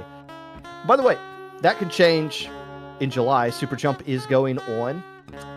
It is a tournament for everybody. It is the major of the year. It is the biggest online major. You don't have to be a top level team to play in it because there are brackets for everyone on day 2, including a Swiss stage for the bracket for players that typically are eligible for low ink that would fall into that category. So make sure you sign up and play in that, because that'll be your first opportunity. And also, there is something else coming on immediately after Super Jump that I am not going to spoil yet, but I'm just legitimately like Super Jump, good practice, period. Like if you're a low level team, you're looking for people to like new people to play against to see how you rank up, to see if they're gonna make good to see if they're gonna make good scrim partners. And so back in the day, that's how I found all my scrim partners, was by playing tournaments and being like, wow, those are really close set. Do you want to scrim us? And they'd be like, yeah, but that's all of my scrim partners came from that. Well, that's where all my scrim partners came from too, was low ink. Oh yeah, fair. SAC is just like, okay, back cool. In my day, we had young ink. I found people that were around my skill level. Finally, we should play each other more often. Young Ink, isn't that Bob the Hobo? Hell yeah! Behind that? I haven't seen Bob in several years. He's doing good. Every once in a while he DMs me. He's chill. Used to always go to LANs and one day would dress up in like a suit of a different color. Suit. Like one year was like bright blue. I think we wore an orange one once. I don't know. Good times. I wasn't around for the days of Young Ink, though, but I've heard horror stories from Bob about it. I only ever got to play in the final one of Splatoon 1. Did you win it? No, but it was the first time that Nine ever commentated for my team, and that's how I became friends with Nine. So Nine said good things about you guys. Yeah. And Nine called me a Kraken tamer, and it boosted my ego so high. Okay, so question for Ellie, and I think I know the answer to this, but I'm going to ask it anyway. Has our graphic package not been updated since the new game or the new update came out, to where the hub has been not added to things? So it was updated this morning, but that didn't get added. And fair enough, because I don't think anybody expected this garbage of a map to show up in any of our tournaments. But here it is, Rainmaker of all things. Awful? Why? What? Yeah, I don't. Why is this here? What's happening? I don't know. I do not know. This is so the hub is this version of Skipper Pavilion, except Clam Blitz is unacceptable. I maybe Splat Zones might be fine, but I don't know. I mean, it's just so... Yeah, of any of the modes on that map, Splat Zones is definitely, like, the most viable. But even then, it's like Skipper Pavilion and Reef had a baby. And got all the traits from the bad. Yeah. Anyways, I put a complaint in help desk for Toasty to see when he gets a chance. Okay. You're supposed to put complaints on Twitter. Oh, sorry. I'm doing this wrong. Yeah. Dang. Hey, Jasmine has made an appearance. And there is... Okay, so Zenith using the new tri-stringer. I forget what it's called. The Wrangler or something? Wellstring. Wellstring. You had the first letter. They're not even using the hammer one. So they're using the one with point sensor and wave breaker. Like the ultimate recon weapon in the game. Yes. And, but you know what? In all fairness... Okay, this is actually really funny. Watching the wave breaker go across top mid. Oh, how it like attacks everybody right there. I actually really enjoy that. That's great. Zenith just mowing down players, getting all kinds of assists with the ultimate assist kit. But that thing does disgusting damage to objects. Like, you've seen it just erase crabs. Oh, yeah. And I don't know if that's something that's going to be the same, if that was like intentional, or like very next patch they're going to like calm that down a little bit. But as far as like Rainmaker shields are concerned, yeah, that thing's Wellstring is also just like, it's definitely like a replacement for Reflex, that is, not Reef Slider. In that, especially the hammer one is just so aggressive. Like, it's just right up in your face, and the hammer pops off, and then like 5 people die. I don't know. It's honestly awful to fight. It is. Well, it's certainly a weapon we haven't been seeing at this point. And again, who knows if this is like... I would be willing to assume this isn't Zenith being like, oh, I'm going to be using this weapon going forward. I think it's more like, we could probably win with me using this, and it would be fun. So let's just do it. But who knows? I mean, you're also paired with the squeezer with the screen as well. You still got Soda. You still got the Ink Strike. So, And you're, on paper, the better team, so we'll see how this goes. Yeah. I mean, I know a few people who've been playing around with the Wellstring, but I don't know anyone that's brought it into competitive yet. So it's nice. I like seeing it. So far, I mean, that Rapid is trying to do some very aggressive things. The Tri-Slasher coming out of nowhere and getting completely demolished. Like, this is pretty great. You know what? At this level of play, when are you ever going to see Wellstringer being played at the hub on Rainmaker? Like, when are you going to see the hub played? This might be the only time you'll ever see this on a competitive stream, like what you're looking at right now. And so far, rest in peace, Saith the Lord isn't going to find a way up that ramp. Is that the only way you can go? Yes. So you have to turn the corner and go. Yeah, because you can't go through mid. There's no, like, you do get the little cast. slidey ramp, so if you're feeling really spicy, you get some good that's so weird, too. You can, like, express deliver yourself to the pedestal. The timing works out. You can kind of get up there, yeah. But yeah, like, there's not even a zip cast. Like, the zip cast there is to help you get back into mid, not to help you, like, go anywhere, which, I mean, makes sense. Yeah. But as far as, like, options you can go, there's just, like, it's just such a choke point. It really is. Like I said, it's really not that timing with. Everyone is complaining about that slidey ramp that goes up. Everyone hates it, but for some reason, I don't know. We seem to be ignoring that. Well, excuse me, Atomic. Atomic just ignoring everything that's in their way as like and just mowing some players down, building up some more. I mean, it's nice weather. If you're gonna mow someone, and you might as well do it today. It is good mowing weather. That is true. In the hub, what is this supposed to be? Like a terminal of some sort? Like a bus station or something? Like I think so. Oh yeah, I think it's supposed to be like a subway. Subway. You can see the subway on the left right there. Thank you. And they've got like some fake posters for like Wicked. Like Squid Wicked. Squid Wicked, really? Yeah. They've got like fake. It's on the right hand side. You can see a bit of green. Oh yeah. Okay, so this is just ignore. It's winners finals. The hell with what's actually going on. Look at that side. Yeah, they've got some fake Broadway posters. I think they've got a Lion King one too. I'm not honestly sure. Let's go Atomic. Atomic hopping on 43. Okay, so here we go now. Hold on. Despite all the shenanigans going on right here, they can pick up the Rainmaker. They've already cleared the checkpoint, and they just have to like turn the corner, and they get the lead. The question is, what route are they going to go? And who knows if they've ever actually like scrimmed this map or anything. Yeah. So I mean, that right pedestal is really the hard one. You want to go to the further one in the pit because the right pedestal is like they can drop onto it from spawn, so you don't want to take that pet if you can help it to get checkpoint. Okay. So you really want to go for this left-hand side, and I mean, they did eventually. They didn't get much further than that. Now Yosh'll shark it, and here comes Tax. No, okay, well. That is Yosh'll backwards. Yeah. Rip. Right onto the subway for you. See? On top of the subway that pulled up right there. All right, there we go. Yeah. Well, that was some spicy hub gameplay for you. And rest in peace, Saith the Lord takes game 1. And well, who knows? Who knows what's on the horizon as far as this is like a whole like rest in peace, but not for me kind of situation. Sucks to be you. But yeah, like okay, so they tried to take the Rainmaker on the bottom side because they couldn't go that straight path up mid because everybody's spawning right back in up there. And just the Kraken just couldn't get anything accomplished, but even if it did, nobody else was able to kind of hold things right there. So but yeah, that's also just kind of like the awkwardness of A, that's a new map, and B, you're playing a strong team, and Wellstringer, Wicked, posters, and all that stuff. There's a lot of nonsense going on there. Yeah, so I don't put a whole lot of weight in that first game just because, weird map. But we'll see.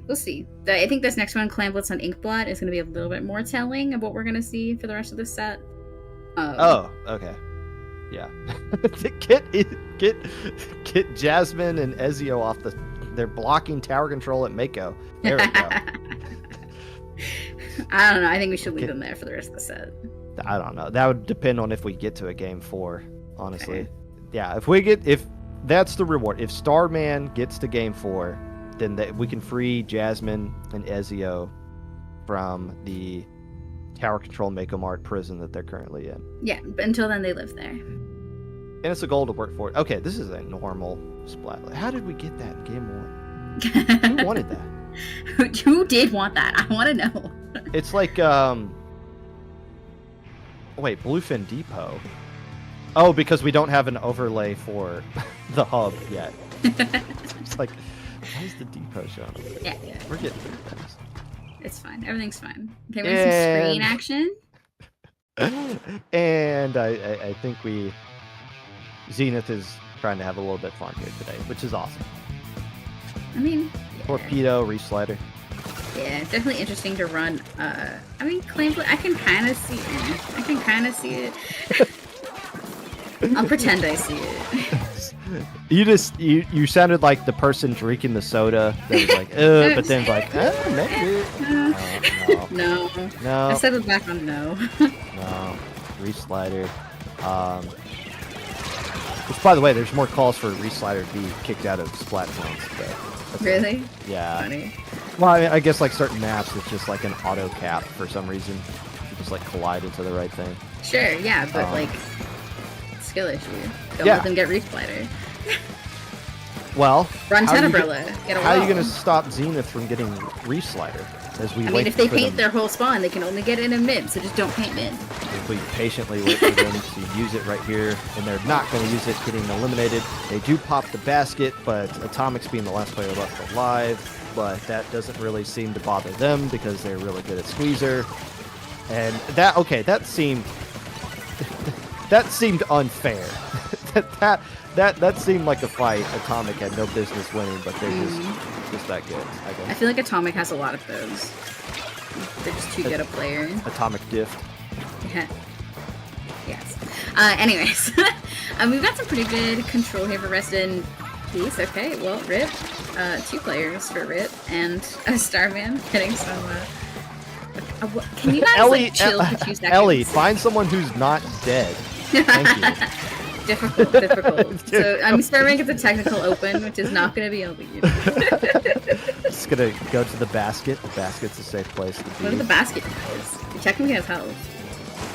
Not much longer, because there's a whole lot of nonsense going to be thrown its way here. Perfect. It's weird Spider-Man view from atop the skyscraper. Rip doesn't really get a whole lot of value out of that push. I mean, yeah, they get down to 50, but it looked like they had a whole lot more ready to go. Yeah. I feel like these players are concentrating very, very hard on fighting each other, and wow, okay. And it's going really well for them. This is one of those maps where you kind of need to do that. Like, if you don't have 3 players down or 2 specials ready to go, you're just not touching the basket. It's just not going to happen. They're trying to find a way to do just that. Atomic's the only one trying to build up some specials, or power clan right here. They do pop the basket, but wisely starts to realize, there's nothing here. Let's just back up. Atomic's just beating up everybody right now. It's kind of hilarious just to see, like, off in the distance, Atomic and 2 yellow players, and they're just getting erased. Not fun to go up against, but Jesus. There's a lot of comedy potential at the spec cam that I feel like we don't make enough use out of as a community.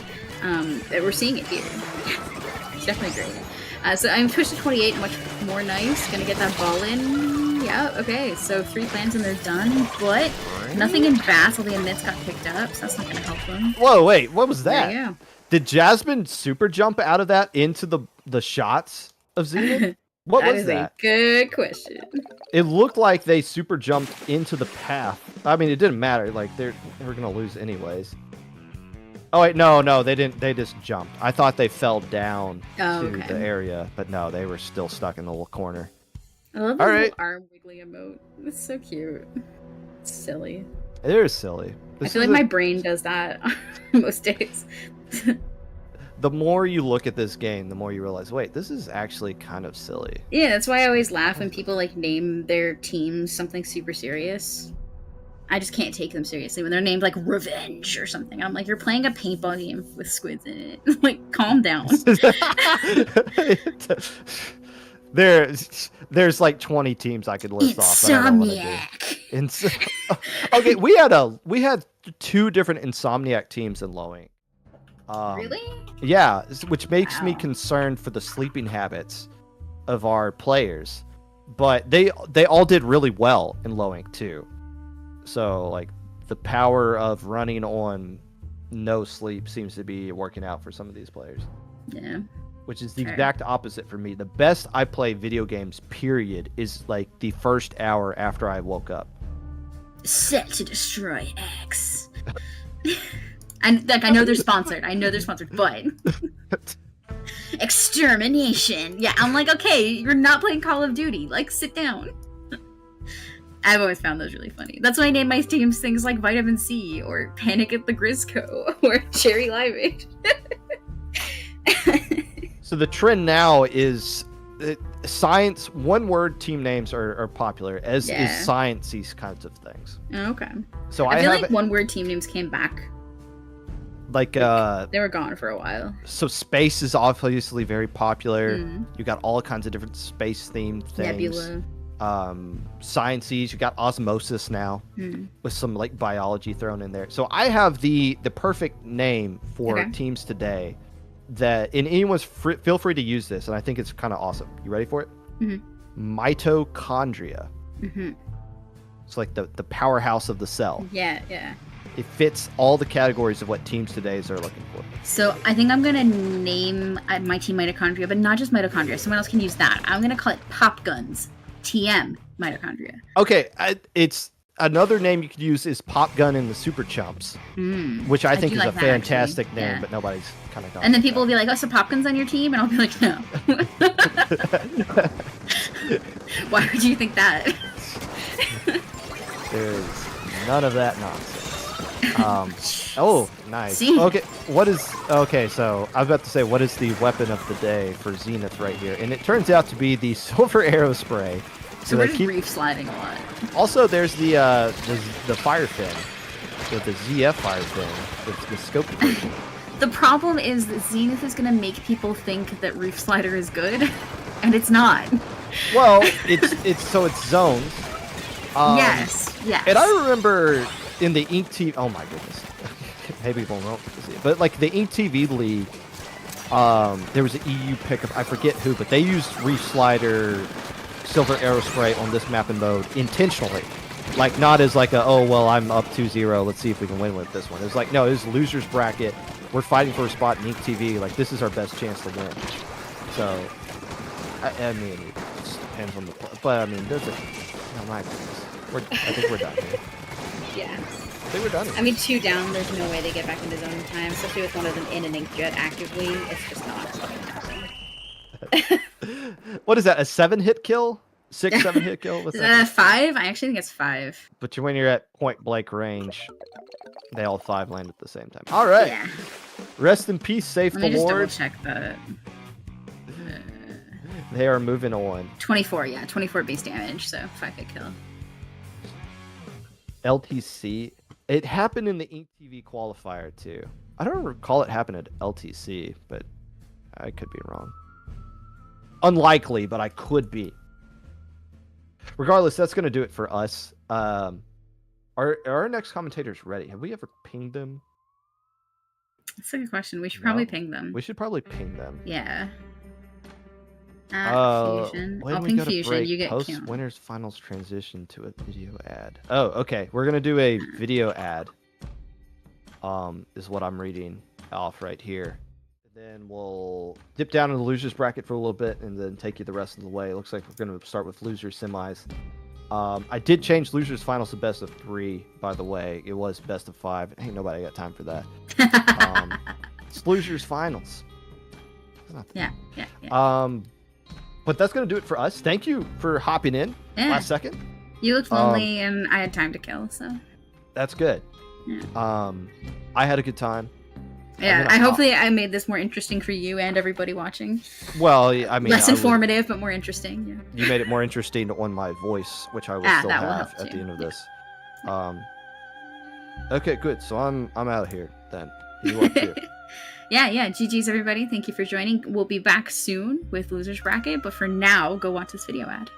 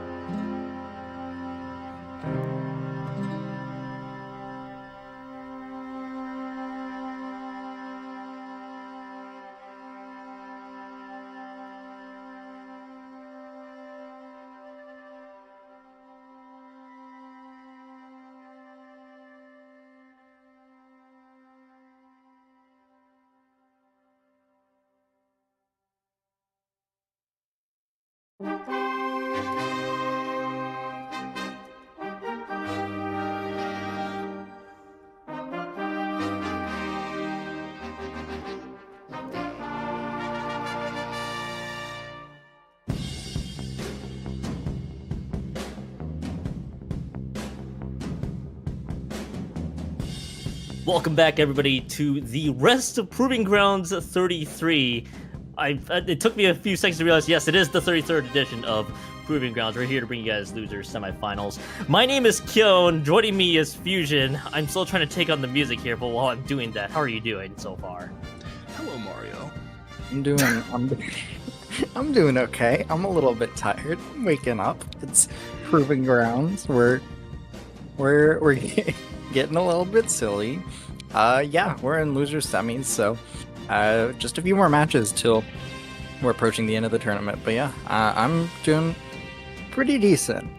As long as I don't fall asleep at the mic, but I don't think that's gonna happen. How about you? Please don't. We need your Fusion. I'm doing all right. I'm still waking up through a couple coffees. I finally got lunch, so clearly the coffee is not doing its job. I'm still as drowsy as ever, but I'm doing very well for sure. We do have Amoura and BlankZ, by the way, a rematch from earlier today. Now, what I remember from earlier today is I think Ellie, our lovely producer here, mentioned that I think one team has dished out all Poyos for their name. Now I was having a few moments like, okay, I don't know. Yep, I don't know. Yep, it's BlankZ as Poyo. I don't know if they're doing a bit today, or if they're and it's just a Proving Grounds moment, or they just really want to embrace the Poyo so far. Maybe it's just silly Sunday here. Is it like Poyo as in chicken, or like Kirby Poyo? That's what I'm wondering too. Maybe it's the Kirby. Maybe it's honestly the Kirby Poyo. That's what I would love to personally believe. I think it would be kind of funny if it was just Poyo like chicken. You know, if it was actually the Poyo, like, no sense, and that would be great. Oh, but, and yeah, that would have also had me raised a lot of questions. Yeah.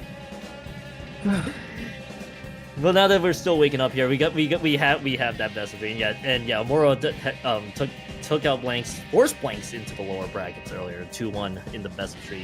They meet again here in the lower brackets, so we could see BlankZ actually get the revenge, or it's just the same script written again. My mind is still kind of thinking that maybe Poyo is trying to mean something. I'm not fully sure. We do have our maps at the very least. Sparkle and Diamond Clan Blitz is our first one, of course. Hagglefish Market. Wait, that is Hagglefish Market Rainmaker. So wait, that is the second map. No, I'm having flashbacks again from a couple weeks ago. Yeah, it just showed up in Ludi as well. And I had not played that map in quite a bit. Honestly, I haven't seen Barnacle and Diamond Clans was like super popular for a while, and I've seen way less of it recently. So I mean, I'm happy to see it again at least. I like it. I don't mind seeing Rainmaker Haggle, maybe not as much though. So the interesting thing here, yeah, because you mentioned that it showed up in Ludi too. I had to go and reference the maps because I help out with some production for Ludi tonight there as well, and I had to do a double check on the Hagglefish Market Rainmaker. I'm like, is this actually a map that I'm seeing here today? And then I realized, oh yeah, it is, and then I see it here. I'm like, oh right. I had to read it. I thought I was going crazy here today. Maybe it's just Sunday kicking in for me again. Yeah. I mean, I don't mind seeing it though, but I'm sure some don't. Yeah. I do wonder what these teams are gonna come out with, because I have not. I apologize. It's Sunday. I'm sleepy. I was not able to catch that much of the tournament before now. I caught like the last set, the winners finals set just a minute ago, but I did not get to see the shenanigans that occurred between these two teams last time. But we're gonna hop right back into it. Moving on in. Oh, everyone's not named Poyo. That's so sad. No, we have names on stream. Darn. How dare you? This is a sad moment. They went off of Poyo, and now they're like, okay, we actually have to show off our names here on stream. And by the way, we do have the custom range blaster being dished out here. And trying to exactly remember the colors as we speak. 52 Gal has gone down really quickly there. We do see Zeke able to take out Fox and a few other members, but more or less, it's pretty much as standard we can get. Nobody seeing the custom range blaster though. On one side of the team. Yeah, the double chip with range and machine is definitely interesting. I'm wondering if it'll find itself lacking a little bit for paint, but either way, I think that Amoura is kind of finding themselves off to a pretty nice start here, cleaning up the middle of the map. They've been like just chilling, taking their time, but have kind of been in complete control. Just that's kind of what the chip can provide, especially with those point sensors. But nice job from Golda on the dualies. Yeah, no push is going to come out of this. Nice job rebounding from BlankZ. Yeah, BlankZ doing a great job rebounding there. Was wondering if that push was going to get stalled as much as it did, but now they're about to fight back here. They got the crab tank online. Fox is just lurking from the side, just trying to fight there. The blaster is lurking large. Zeke's able to take out Fox. Fox has gone down. By the way, Fox dishing out the vanilla dually sculptures as well. Very interesting pick to boot. But there's still a little bit of fighting here that's happening between both teams. Prism going down to double once more. As we do get to see everybody moving right up ahead. They are able to take out 3. Devil has taken them all down. We should be seeing a push up here shortly with 2 power clams coming in here, Fusion. Yeah, the push is going to be beyond 60 for BlankZ. They get those clams and 1 extra in. They do end up having to back out just in the nick of time, I think, holding down that left side where the 52 Gal was taken out. Could have let them extend their push, but was not able to do so this time. Tax Evader trying to, unable to catch any members of BlankZ retreating here. The Kraken's going to move in really great. Oh my god, yeah, chasing them onto the slick. They have nowhere to go. Zeke chilling under the basket, waiting for an opportunity to move in, even finding one with that splat bomb. No push just yet. Not enough clams online for Amoura. They are going to get the clam in though, but it stalls long enough for BlankZ to start cleaning up, but the lead is going to flip. Nice job on the push from Amoura. BlankZ is going to get a lot of map control off of that. We'll see what they're able to do with it.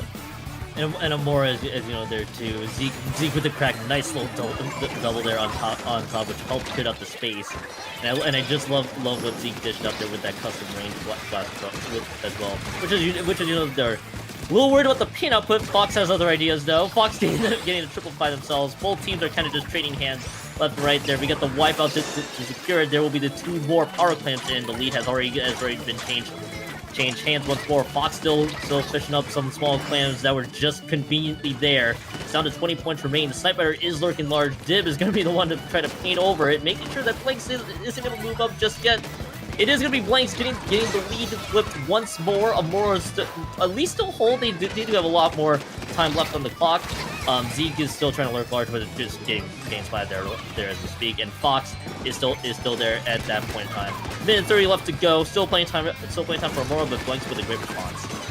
Yeah, I mean, BlankZ has looked really good on offense this game, but they're going a few members down in mid here. It seemed like they have had a little bit of trouble, I think, with the range blaster on the other side in catching quite a few members off guard. The crab tank on the left is going to be a nice kind of pinch point there. Sorry, it's a baller, not a crab tank. Just going to use that to survive, and that really helps. Nice job from Golda helping their team get back into the map, just stalling for long enough to let the rest of the members paint up. And yeah, BlankZ is just... Honestly, the score doesn't tell the full tale here. BlankZ feels like they've just been in control of this game, despite the score. Yeah, definitely they are. And I'll admit I did have a double take just here. Yeah, it's actually just a bullet instead of the crab thing at that point in time. Just got a little hung up with that, but you noted there too, BlankZ having great control of the map throughout this game. In fact, as you noted there too, so much paint around that area. You do see right on the pit side, Gold's able to get a few splats by themselves. 9 points at the penalty box, able to get 1 more with the crab tank. 2 have gone down though. Gold still trying to retreat away. We do have that sidebar still lurking large, and it's not going to be enough to break through out of those penalty points. There will be the free cam that is available. 10 seconds left to go on the clock for Amoura. Amoura will at least be able to get overtime, but will they win the fight that's coming up here soon?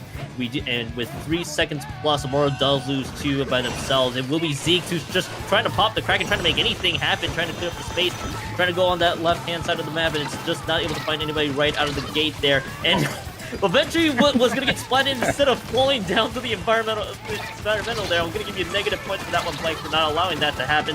But effectively, though, the push is done. There's not going to be really enough time left on the clock. And BlankZ is going to be on the board. It's going to be 1-0 in the best of 3. Yeah, with the way that the Kraken now works, you need to wait till the end of it for the jump, so we could kind of see the Kraken trying to get into a position to jump, and there was really nowhere to go for the members of Amoura. So nice, clean victory for BlankZ there. Yeah, just they were able to get some pushes in really consistently, and Amoura got like they got a few strong punches in, but BlankZ was really kind of in control of the majority of that fight. Yeah, like Zeke, this is a very good position. I think maybe if you're able to get a jump in, you could get something started here, but really the ball is kind of, you go 2 down if you jump in with that ball and score it. So just a big enough lead for BlankZ that they didn't really need to worry about that. So yeah, and I think you noted there too from earlier in the match, it looked like BlankZ had a lot of control, despite what the score really said, especially with the first punches coming in. Didn't look like it phased BlankZ too much. And at the end of the day, just getting the hold there on defense, trying to make that all work. It's all fine and dandy there for BlankZ. So they'll be moving on to map 2 again. We've talked about it earlier. Heard you guys like Hagelfish Market Rainmakers, making its grand return for better or for worse to some. And I think we saw a few rounds ago, Lemuria Hub actually got played there too. So there, thank you, Ellie, for saying for worse. Hagelfish Market Rainmakers has of course not having many fans out there right now. Yeah, Let me ask you though, do you at least enjoy it, or Lemuria? No, well, Lemuria or Hagelfish Market Rainmaker, either, I guess. I don't know. I almost like the idea. I almost like it, but I feel like the points are all out of whack. You know, I think like when you go mid and you like just touch the ground after jumping, it's like that's 30. That's crazy, right? I think it's like 32. I feel like it should be like 45 or 50 because I don't know. I feel like the map's just like way too short. It's too close to mid that you're able to do that. You know, if it was like over like a bigger area, I think it might be kind of fun to have like, oh, you make the jump, you get big points kind of thing, but yeah, I don't know. It's kind of just an awful choke point where it's like all or nothing. But we got a Nautilus, and we don't see all that often. We don't see it all that often here, but yeah, Zeke pulling it out, going to get a lot of work done. I know I've seen Zeke play the Nautilus a fair bit. So yeah, even on the flank there, yet another point sensor weapon with the Ink Storm. Able to find some trades in the middle of the map, but not enough to really create that big opening that Amoura is looking for. Yeah, Morris still having to play this one a little patiently. By the way, both teams, I believe, going with a shot and pencil mirror on top of it. So we'll be seeing dueling splatter shots, dueling pencils there as well. So something to just keep an eye on. Also, the 52, I also realized with the mirrors, I feel that is the actually. If I had to look at it again, yeah, there are 3 weapons being mirrored on both sides. There's the only difference being the Nautilus and the VDS, as noted there before. So that's the only thing I was taking notes of. Speaking of the 52, the whale is available for BlankZ if they want to take advantage. So is the Zuka from Amoura if they want to make it work. We did see the push go down to 72 points remaining from earlier there. It'll be Taxi Bitter with a quite interesting name. Be able to get one from the side. It's going to be 2 members down. They're going to push on the left-hand side this go-around. Maybe deterred by the pencil here. Yeah, left side's a really nice option for checkpoint. It can be very difficult when everyone's staring at the middle of the map. So nice job from Amoura. That's a big kind of roadblock out of the way. But BlankZ gaining a lot of ground in mid off of that prism, doing their best to hold up. Wow, Amoura went 3 down. While that was going on, BlankZ really kind of in control here. The 52 moved up. They got a wall really far ahead. This should be checkpoint for them. They are able to get it. They go down in the process. 3 down. Okay, nice job. Amoura battling back, able to really get all of that control they need. Stop this push from going over the jump, they're still going to hang on to the lead for now. Yeah, so it will at least hold on to the lead. The Rainmaker should be resetting shortly, and the great response overall going for that right checkpoint. But at that point in time, I think he was just trying to get the checkpoint cleared out for sure. Maybe looking for another goal. Which, speaking of which, Clear's being dished onto the side. There's that jump that we've talked about. It's going 11 points for me. Yeah, that lead just suddenly spiked with like well executed jump, and I'm sure they were just going to be wondering. It's like that is so many points you can get, and if you're able to make that jump work, especially the Rainmaker on top of all the ink that's being dished out, if they made it work, it's 1 point remain, by the way. We're so focused on the Nautilus. They just slammed it home and said, forget that idea. BlankZ wins 2-0. Oh boy, sneaking it in just at the very end there. Very nice job, BlankZ. Moving on to winners finals, making quick work of that set here. Nice job. Yeah, notably too, I think some people who are Halofish Rainmaker fans either will love and see it. I'm actually surprised that Trizuka shot actually missed from the get-go. Shaibu just somehow going underneath the shot on top of it. And this is where I was getting absorbed for it. I thought the push was effectively done. And BlankZ, I think, just got a clear path from here and trying to figure out exactly what happened, because Zeke was pretty much trying to poke through. It was 2 members down, so maybe the backside. Oh yeah, someone just snuck through, I think, on that left-hand side of the ramp, and then nobody really caught it from Amoura's end. It took me a second there to realize that their fusion. Yeah, and so that is going to be the set, I believe. Next, we'll be moving to losers finals, which should be best of 5. Yeah, nice job throughout that set. BlankZ really just kind of like moved together very well, and we're able to get the big pushes going. Yeah, it's going to be Starman waiting versus BlankZ coming up in just a second. So, were you able to catch what like Starman waiting was up to? Yeah, from what I saw, they were originally queued up with the 3 members, and then with a little bit of shenanigans, they added Ezio and Jasmine to the lobby there as well. And yeah, we caught a few matches there for Starman waiting in the sky. That's the full team name there, and they'll be queued up against BlankZ. Gonna owe you one here, Fusion here. We're actually gonna get a quick break if we can, unless producer says otherwise. Just for one moment. We're gonna need to temporarily get out of Dodge here, so we'll be right back. Losers Finals should be coming up here shortly, everybody. You don't want to miss a thing.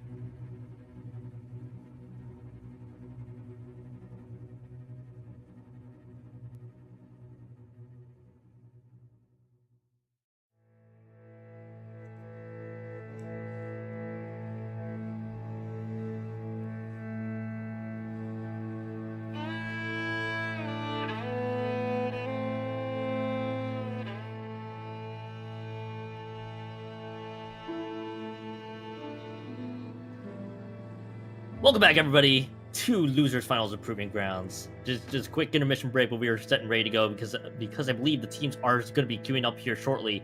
Once again, I'm Keon. Once again, we have Fusion. Real quickly here, Fusion, for Starman Way in the Sky, I've noted it here earlier, there are in fact, it lists 3. Probably there's actually 5 people also in the roster, and Ezio and Jasmine, so they are not fielding 3 players here today, but this should be a fun one. Oh, whoa. They're actually invisible. Crazy. Yeah. They just snuck in. They just snuck into class without the teacher noticing. Crazy. But teachers just in the middle of taking attendance. Oh, hey, then calls in Ezio and Jasmine. They're just there, that you know very clearly. Yeah, you were late by like a few minutes. We saw that. I've been here the whole time. What are you talking about? You didn't see anything whatsoever. We were here the entire time. But yeah, Ezio and Jasmine are the ones hopping in here into this roster that initially started off with 3. I think just progressively grew into 5 as the day has gone on. Starman Way in the Sky, by the way, played Winners Finals just earlier, got swept by rest in peace, Saith the Lord. They are away in the winners of this one. We are queued up and ready to go. It is ship-shaped tower control being the map here. And look at the weapons I see. Not much to note so far. By the way, flanks on the Bravo side, the purple-colored side. Rapid gang. We do look to see the Rapid Blaster deco, and by we I mean me. The royal we. Yeah. I wish people played it a little bit more. Unfortunately, that Rapid going to get caught out on the flank over there. Yeah, that was a Goldie who got behind the members of Starman there, but Starman playing very aggressively here, trying to get a push started, but it feels like they're still having a hard time kind of really winning the fight in mid here. But something I did want to point out is that double dualies coming out from BlankZ. They didn't pull out double dualies last time, but they do this time. I think they may just want that crab tank. Pretty nice on this map, pretty big, pretty open. Yeah, that's the one thing I was noting too, is that they're just on the double dualies, vanilla and splash dualies on top of it, but you know there too, it's likely for the crabs on top that they have available, so why not go for it? As we do get to see the snowball pretty much in full effect, their double takes out 2, it's 3 members down for Starman in the Sky. That's going to stop the push. Should be the tower resetting up here shortly there. Jasmine gets 1 from that backside. Gold's trying to lurk large, able to get at least 2 more there. Gold actually wins that one out entirely, and was just left unchecked. So this not Rainmaker, where am I getting that map mode from? This tower is gonna be the one pushing up ahead. It's gonna be 2 members down from Starman in the Sky. BlankZ will need to find another quick defensive stop, but Starman may have other ideas. Yeah, Starman just continuing to move that tower forward, and the positions are all out of whack here. BlankZ, half the team's behind Starman. The tower's kind of stuck in enemy territory. BlankZ doing a good job hanging on, though. They did not let the tower get all the way to that final checkpoint, and now with a lot of control in mid, they are beginning to start a push of their own. They actually force multiple members of Starman out here. There's 2 left in the pit there. I don't know if they see them. They do actually. Fox able to help clear them out, and yeah, this is going to be first checkpoint and probably a lot more for BlankZ. Yeah, now that the crab tank is in position, this could be the quick snowball for BlankZ if they can make this one count. Gold's gonna be the one moving right up ahead, not able to be stumped out entirely.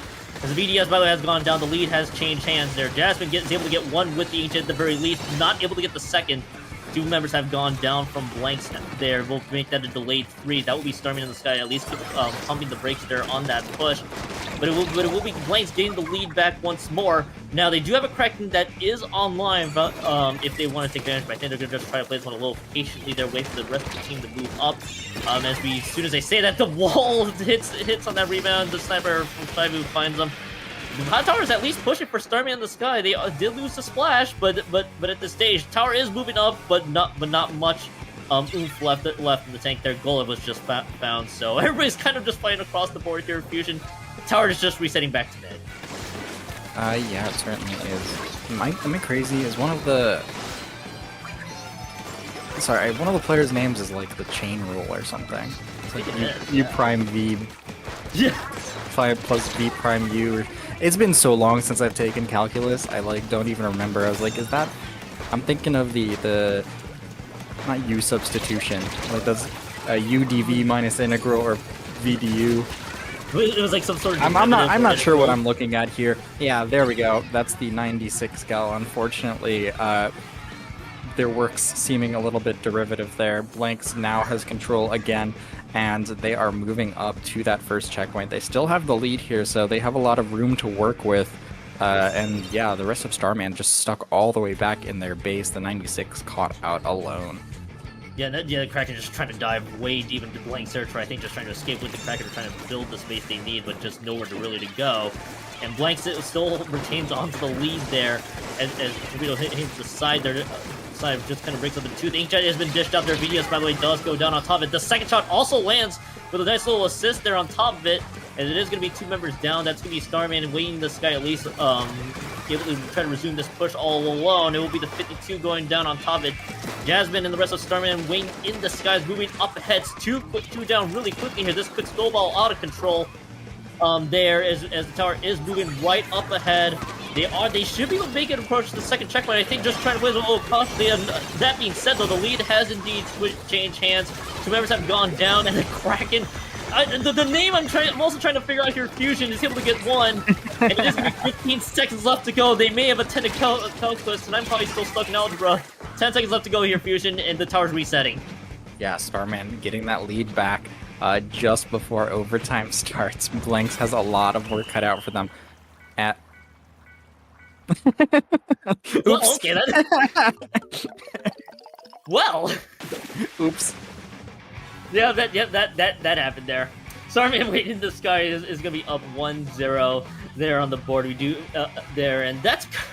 It felt like I was watching both snowball effects take place, left and right. I'm actually I had to take a quick glance here to figure out what exactly transpired here as this 96 gal deck was able to get Fox. And Tower was about to move up ahead here, and they at least were able to get the lead. That was kind of the important thing. But what I was wondering about is what exactly happened here next with about 10 seconds left to go, as it looks like they were just surrounding. Yeah, 3 members were surrounding them. 9 seconds left and counting there. I admit fully here, Fusion, I did blink for like a quick second, and then all of a sudden the game was suddenly over. Did they just not get into the tower at all? Oh, yeah! Oh my god. Oh no! They're climbing the tower, and like the tower pushed them into yellow paint, so they got dragged out of the ink from the tower, and they just couldn't climb it. That's so sad. Sometimes it's really hard to climb the tower when time is ticking down. Yeah. The funny thing too is I think that because I saw another Ludi set where someone was kind of just painted over the tower and they couldn't climb onto it, and they needed to do that in order to stop, in order to make sure that they can secure the win because they were the ones that were in the lead. And yeah, just seeing that now that I saw it in full replay, it was just so sad, as you noted there too. So I got a feel for them, but nevertheless, Starman Way in the Sky is gonna be up 1-0.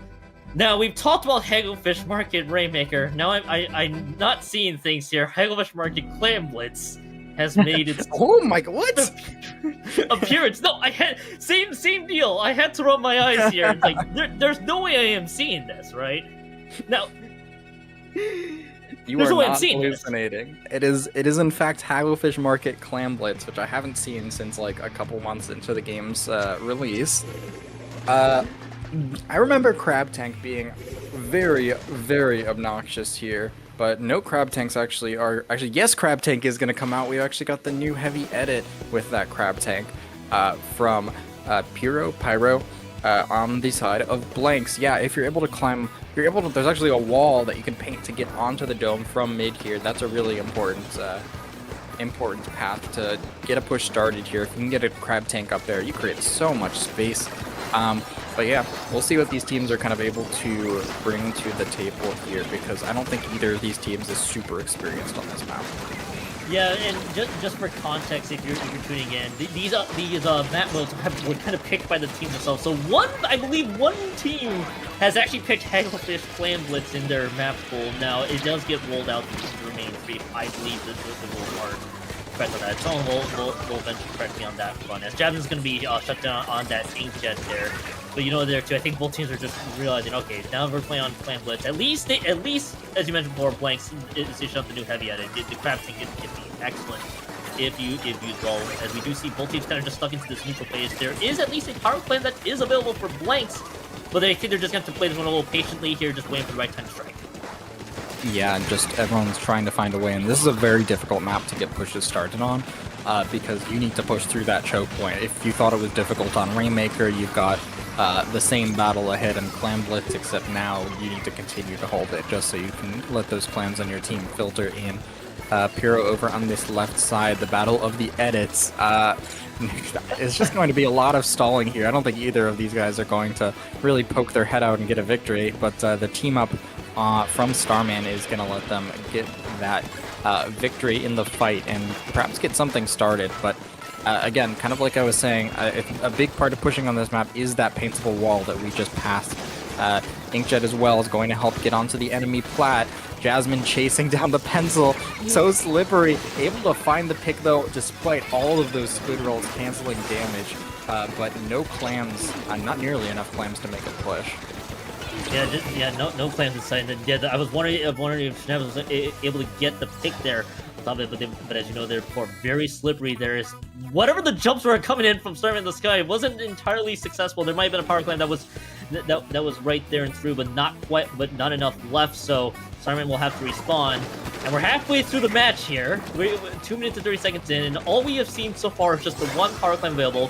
But at least what BlankZ has going for them are 3 specials. They're gonna pop all of them through. The crab tank, the killer, the kill whale has been dished out. There's the edit that goes down, but will they find the value that Azuka nearly takes out Pyro on that crab tank?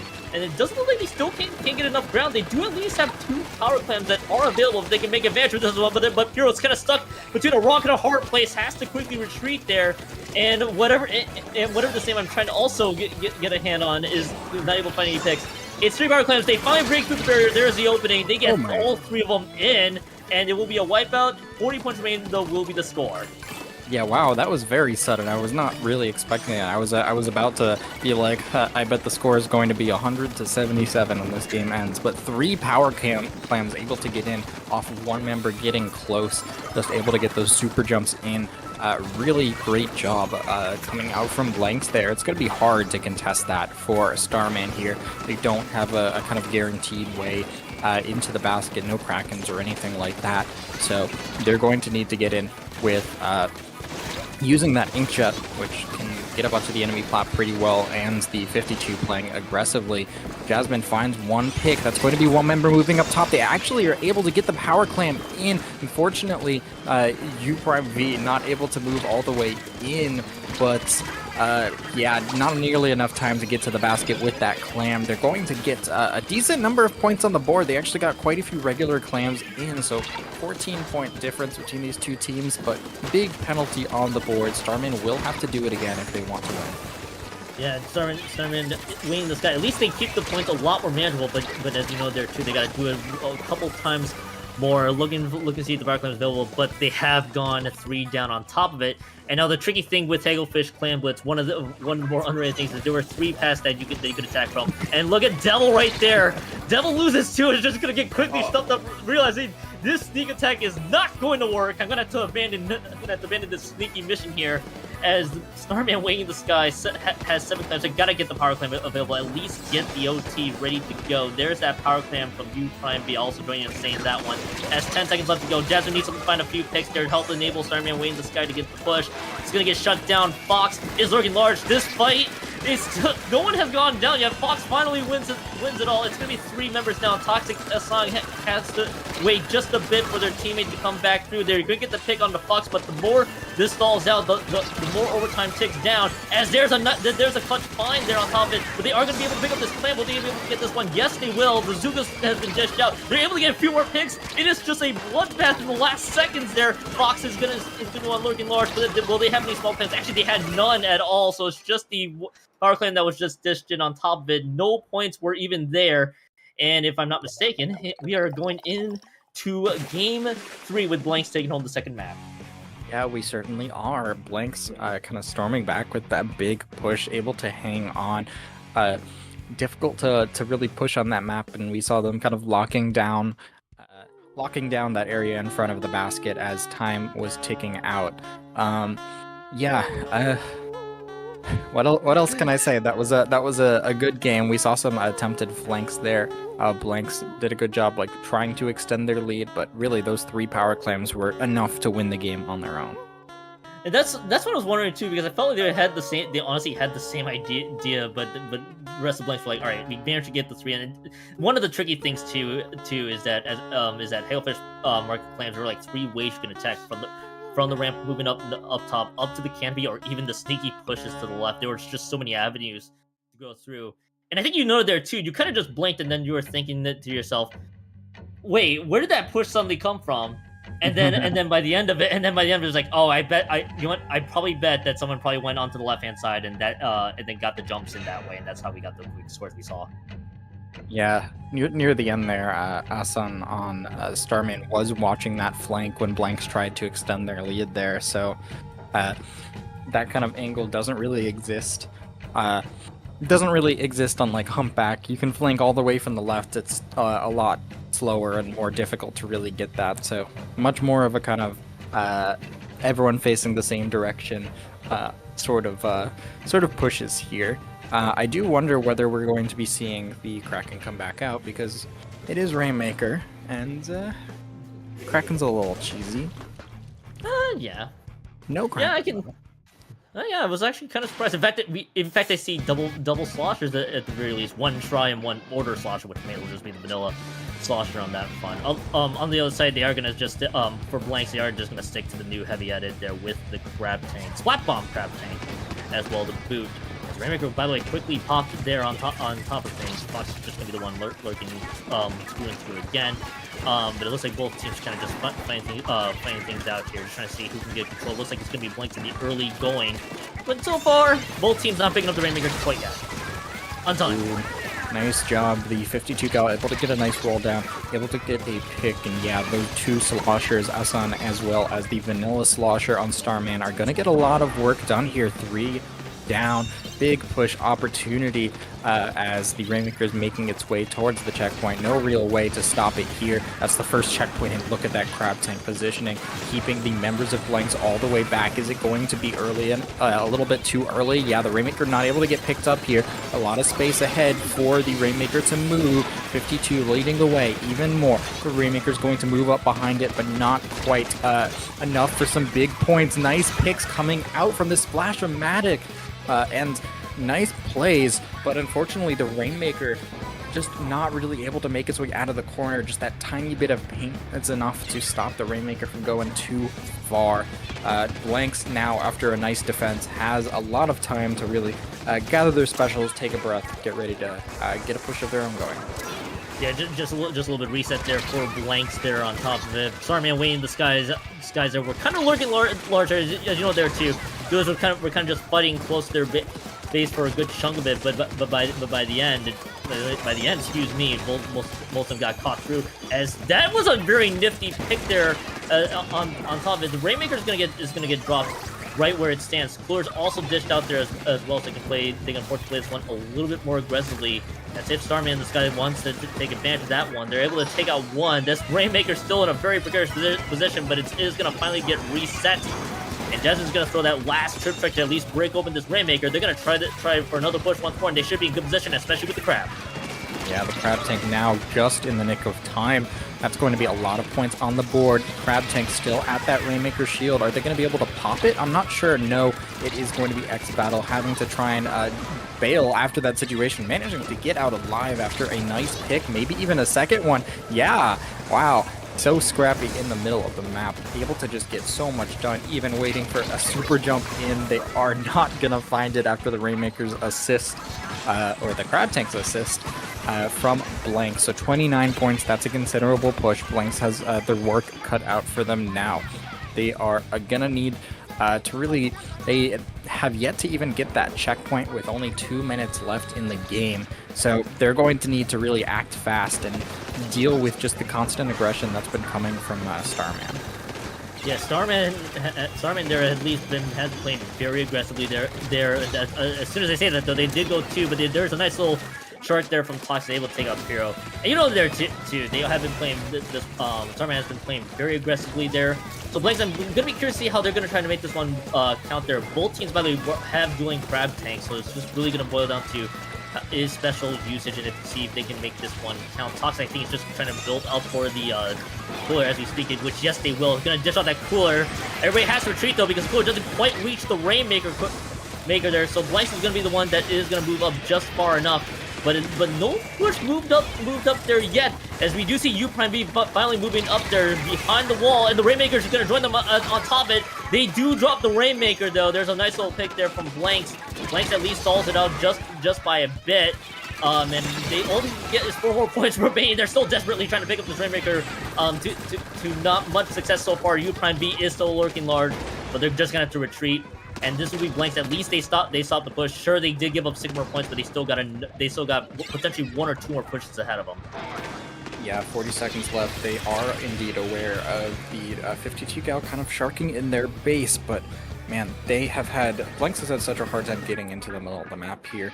I feel like X Battle on that Splash-O-Matic has been doing so much work, but now Crab Tank kind of out of position. The Rainmaker is going to be forced to move all the way towards that left side, which is the direction they want to push, but 2 members of BlankZ going down is boding well for Starman. Now killing the Rainmaker in BlankZ's base. They're going to have some control on the Rainmaker, but they're going to need to do it in overtime, and they don't really have the paint control to do it. They're going to have to dive on the Rainmaker, and yeah, the Fizzy Bomb is going to give the finishing blow. Starman is going to come out victorious, and we are going to have a rematch in Grand Finals. Yeah, they're the rematch in Grand Finals between Starman in the Sky and Saith Lord is coming up there. And pretty much where the Rainmaker was dropped, it was going to be a precarious position regardless. Nothing really much to note there. They had to get the paint down, and the rest of Starman kind of understood the assignment, saying, "All right, we just gotta get paint around that Rainmaker and just call it a day." Like Corp Hero right there. Just once it dropped down, the Crab Tank throwing out all the paint, just kind of caught in a really rough corner for the most part. This Rainmaker just didn't really progress past where it was kind of trapped into, and yeah, the rest of Starman was just trying to move up, trying to distract a little bit more time from BlankZ. Even though we did see the Rainmaker popped, it was just pretty much desperate pickups, and that's really all it was. So, Starman waiting in the Sky are indeed waiting for waiting for the rest in peace Saith the Lord, who's been also waiting for them as well. And we got our Grand Finals best of 5 coming up, and hey, and what we saw from earlier, rest in peace, swept Starman waiting in the Sky. Starman waiting in the Sky, and hopefully we can see something that is not necessarily a sweep waiting for them. Yeah, we can hope that Starman is a little bit more prepared this time to take on Rest in Peace, Saith the Lord, a very strong team. Phoenix Atomic, Zenith Yoshell. I think these guys are playing Ludi too. I think so, yeah.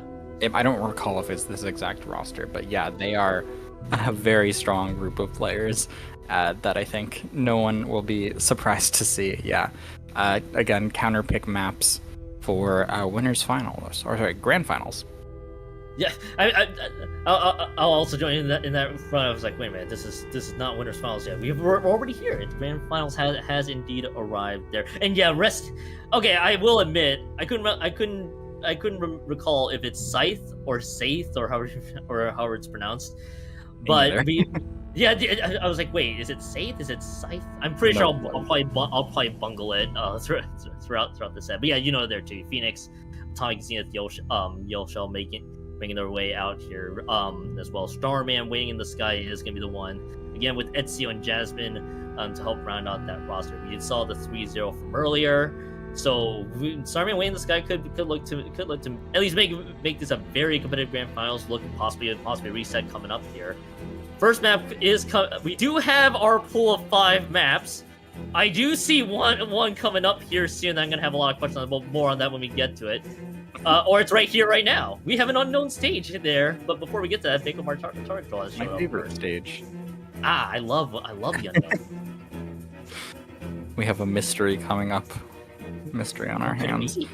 Yeah, TC Mako, Climb Blitz Hagglefish is still in this rotation. Which is funny. Now I know who the it is. Oh, there we got it is. Lemurian Hub. So yeah, Lemuria Hub did get played in the winners finals earlier there. So by the way, shout outs to our lovely producer and great producer Ellie being able to get that patched in for y'all. As yeah, Lemuria Hub has made its appearance. I've always heard questionable. I've always heard a lot of not either positive, mixed. I actually very rarely positive. I've heard mixed for the most part with that particular map, but it's for sure coming up with them in the second map. But yeah, Mako TC is gonna be the lead off as there. But I kind of miss the aura on the stage there on top. maybe I just like a little mystery once in a while.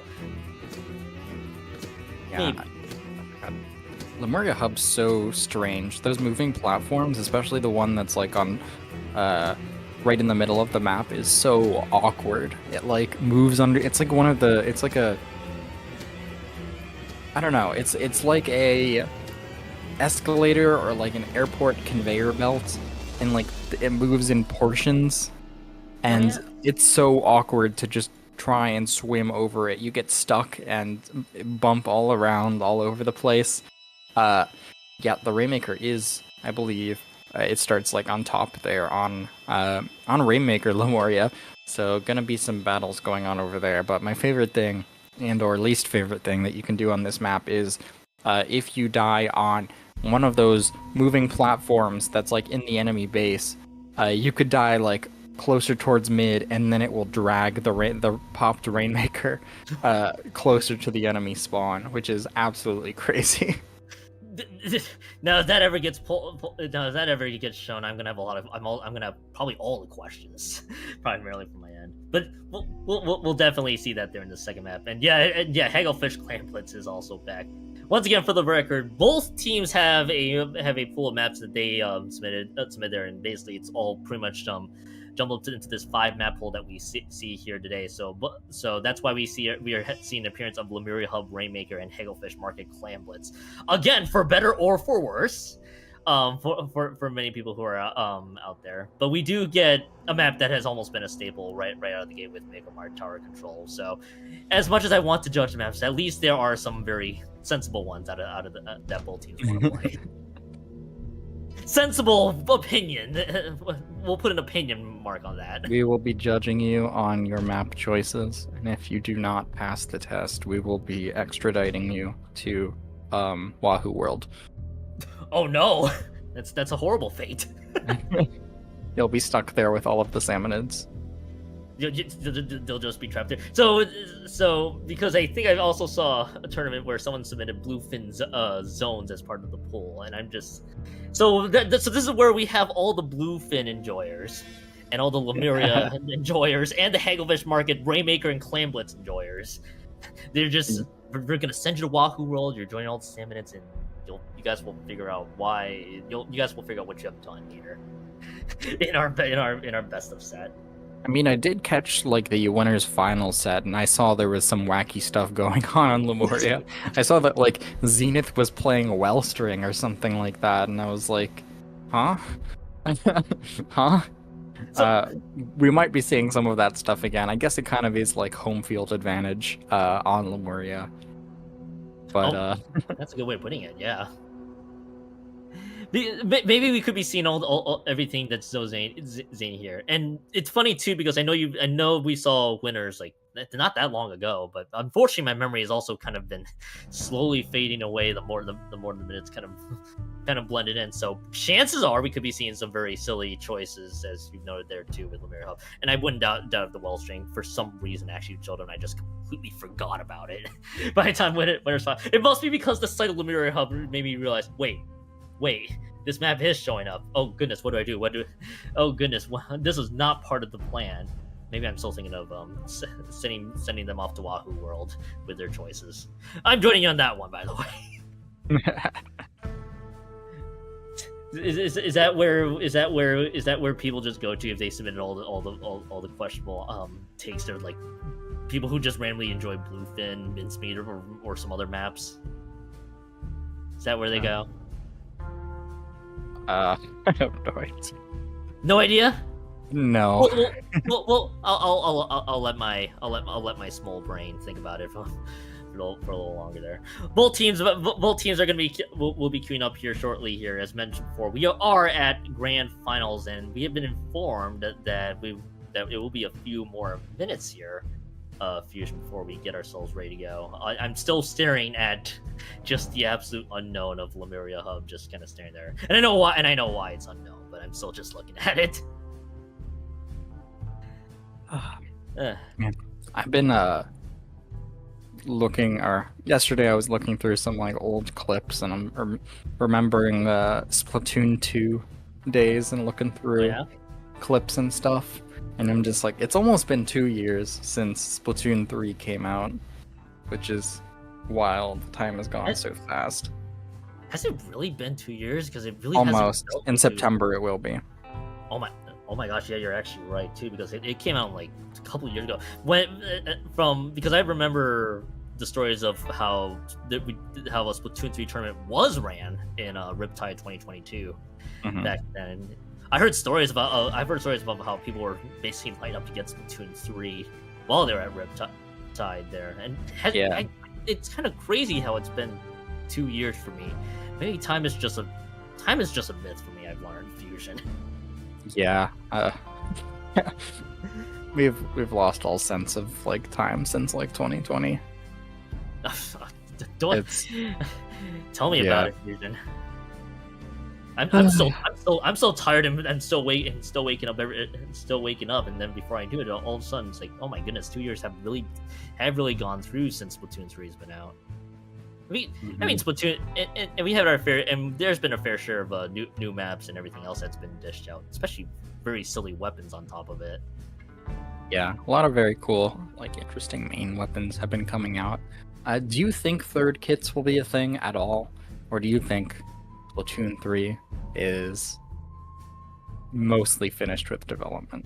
If I'm going to be a little optimistic here and say yes. I will. Third kits will probably still be a thing. I mean, I'm also trying to think back here because Splatoon 2 was like 4 or 5 years before, until Splatoon 3 was out. So I can only imagine if the same cycle falls suit, there probably would be third kits. I'm probably being very optimistic here, Fusion. What are you thinking? I hope so. I hope some extra kits come out. I think that would be very cool. I have no idea what's like on the horizon for Splatoon. Because apparently new console or something coming up in the next year or two for Nintendo. I see Zenith asking in the Twitch chat for people to pick their weapon. Oh no. So we're going to be seeing some interesting stuff, I presume. Pinned on top of it as well. So what we're saying here is that we could be in for some very silly Sunday gameplay, such as what we could be seeing here in Mako Target Control, which, by the way, is probably the more sane option that we've seen at this stage. By the way, once again, Starman is going to be on the purple side. Green side is going to be rest in peace, Saith the Lord. Okay, now I understand. There's Zen with, I believe, the H and also those. Oh my god. Sorry, I just friggin' exploded there for a moment. Yeah, that's H3D. Yeah, that's Splash Wall and Bubble, so a little bit of a discount, 96 or something to that effect. Yeah, X-Battle flanking over on that right side. Man, Zenith was aware of it, but the rest of the members of Rest in Peace were not. But Zenith able to stop that flank, and Rest in Peace, looking strong, moving up onto this left side. They got their specials online. Oh my, that shot was disgusting. Yosha, what? That was pretty cool. I'll give you some time to also think about it too, because that was a very sick shot there from Yosha. There's going to be two members down there. X-Battle's at least able to neutralize it. There's going to be a quick 3 there. That snipe at least gets them past the first second. It could be the second one coming up here shortly. Jasmine's going to be the one also going down there as well. If I'm awake to be able to read this, I believe that's it, which I am not. We'll give ourselves some time to read Japanese for you. As U Prime B is going to be the one lurking large with the Kraken. He'll at least provide a little bit of space before they go down themselves. Atomic's going to be the one kind of paint through, and all that stood. Excuse me. It will be the screen dish down the tower, only resetting back to it for like maybe 2 seconds. before rest in peace Saith the Lord is going to be the one to possibly gain through the second checkpoint, and pretty much they will be. Yeah, we do kind of see rest in peace move that tower to the checkpoint and backed up, let Starman kind of come to them. Zenith on this right side, kind of getting double teamed. Yeah, I think she's going to get taken out. So now Starman moving up on the right side all the way into mid. Never mind, they're getting caught out. Rest in Peace already moving up. Atomic in this top left. Going to be forced to back out here, but this checkpoint seems like it's going to fall in the favor of Rest in Peace. It is going to get stopped just before the cap, so a little bit more time before things go from bad to worse for Starman. Yeah, Starman has just been trapped between Rest in Peace Saith the Lord's aggression, just the fact that they aren't able to move up just yet either, so there's a little bit of time to recover for the rest of Starman waiting in the sky there. Jasmine's able to get one there. I think I can read that as Hiraginana. Yeah, that's the name, exactly. It is not a Hiragi. Either way, though, they are able to get a few more out of there. Zen is going to be the one that goes down. Excuse me. Jasmine's going to be the one. Jasmine's going to be the one who push up to the right stack, trying to see if they can get Atomic out of there. The rest of the team is going to follow suit, and they're still not able to push themselves through quite yet. This has been great defense so far from Rest in Peace Saith the Lord, as they are able to keep this tower at mid for quite some time. Two members have gone down, and this tower will for sure stay at mid for a little bit longer. 1v1 situation, it's just going to be the shot and the zap left and mid, but the jumps are going to come back in towards that zap unless Starman acts quickly. Yeah, already the charger watching down on that left side. Starman has some control of mid, but they need to find the picks. They have yet to really get past mid in any capacity this game. Playing very cautious of this charger, and yet again, one member is going to get caught out in mid, and it's just going to snowball for there. Rest in Peace, so good at that. Yeah, oh my goodness, full wipe out. Here we go. Yep, here we go there. The screen is going to be the one that's dished up, blocking that blocking the left-hand side for at least a few more minutes, having to cause Starman to wait there for about a few more seconds there on top of it. It is going to be two members down, by the way. Jasmine's going to be the one trying to lurk out large. And there's Yoshel with the snipe, and it's another wipeout on top of it. Rest in Peace Saith the Lord has a little bit more work to do. Trying to just pretty much brute force through the ink walls to no success. No snipe has been found here, there, but Rest in Peace Saith the Lord is able to at least get the star moved up just a little bit further there. Atomic and Zen are going to be the ones to push onto that right-hand side, and Jasmine and Xbel, they both lose thanks to the duo of Atomic and Zen there as well, and that will be U Prime B. I'm also going to say, going down on top of it, we got 35 seconds left to go, and Starman waiting in the sky has just kind of been stuck in base for what felt like a majority of this match so far. Yeah, they're just getting pressured so hard. Atomic moving on this right side. She's going to find a pick, looking for even more. The squeezes range, able to find just so much space and ability to control. The tower is going to move up behind it. The bubble securing this checkpoint for Rest in Peace. Moving to that final checkpoint. Here comes the tower. One member staring at it, but there's absolutely no need for Rest in Peace to move any further here. This game's looking over. Yeah, this game is very, very over there. Rest in Peace Saith the Lord. Sorry, this grand finals off from 1-0. There's not really much to note here to Fusion, because the rest in Peace Saith the Lord, total aggression and total control for what felt like a majority of this game there.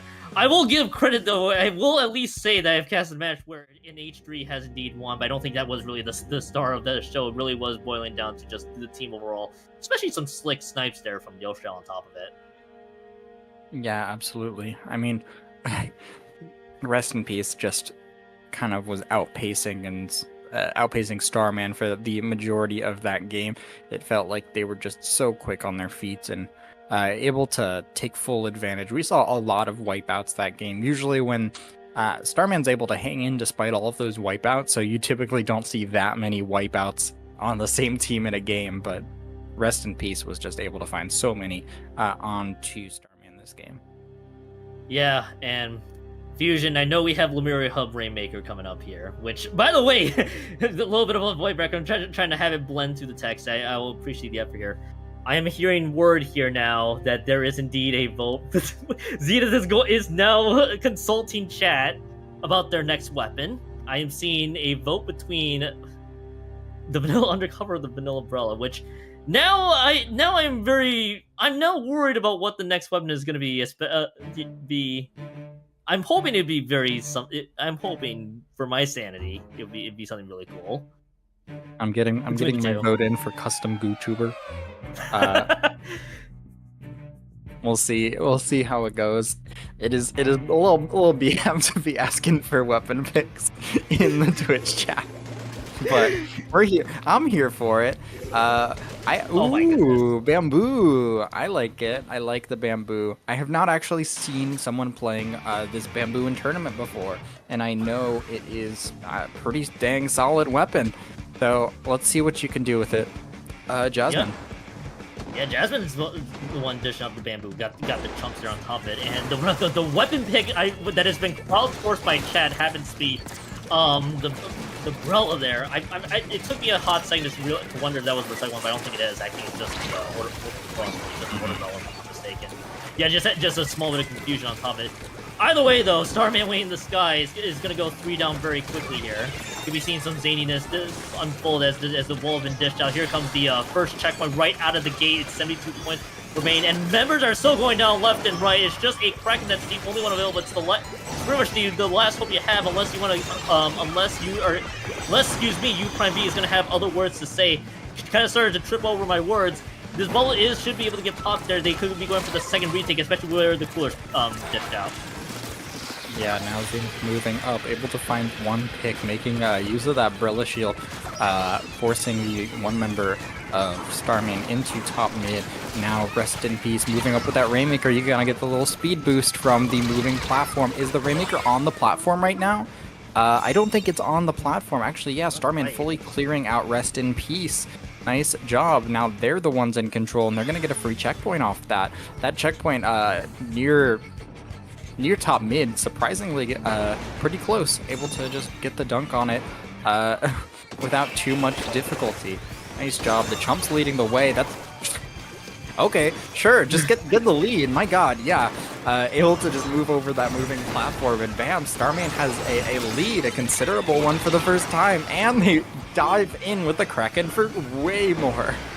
Yeah, and the best part is the Rainmaker was in the platform. It's just a quick, instant dive to the 7 points left there, and we get to see Starman at least being able to punch through down to single digits left. But there's still a lot of time left there. Rest in peace, Saith the Lord. Still able to lurk large there with Foil Squeezer, by the way, also on top of things. 2 members have gone down right out of the gate. Nana's going to be the one pushing up. It's losing a 1v3 real quickly here. Yoshell is going to have to be the one just kind of have to wait for the rest of their team to make the jumps.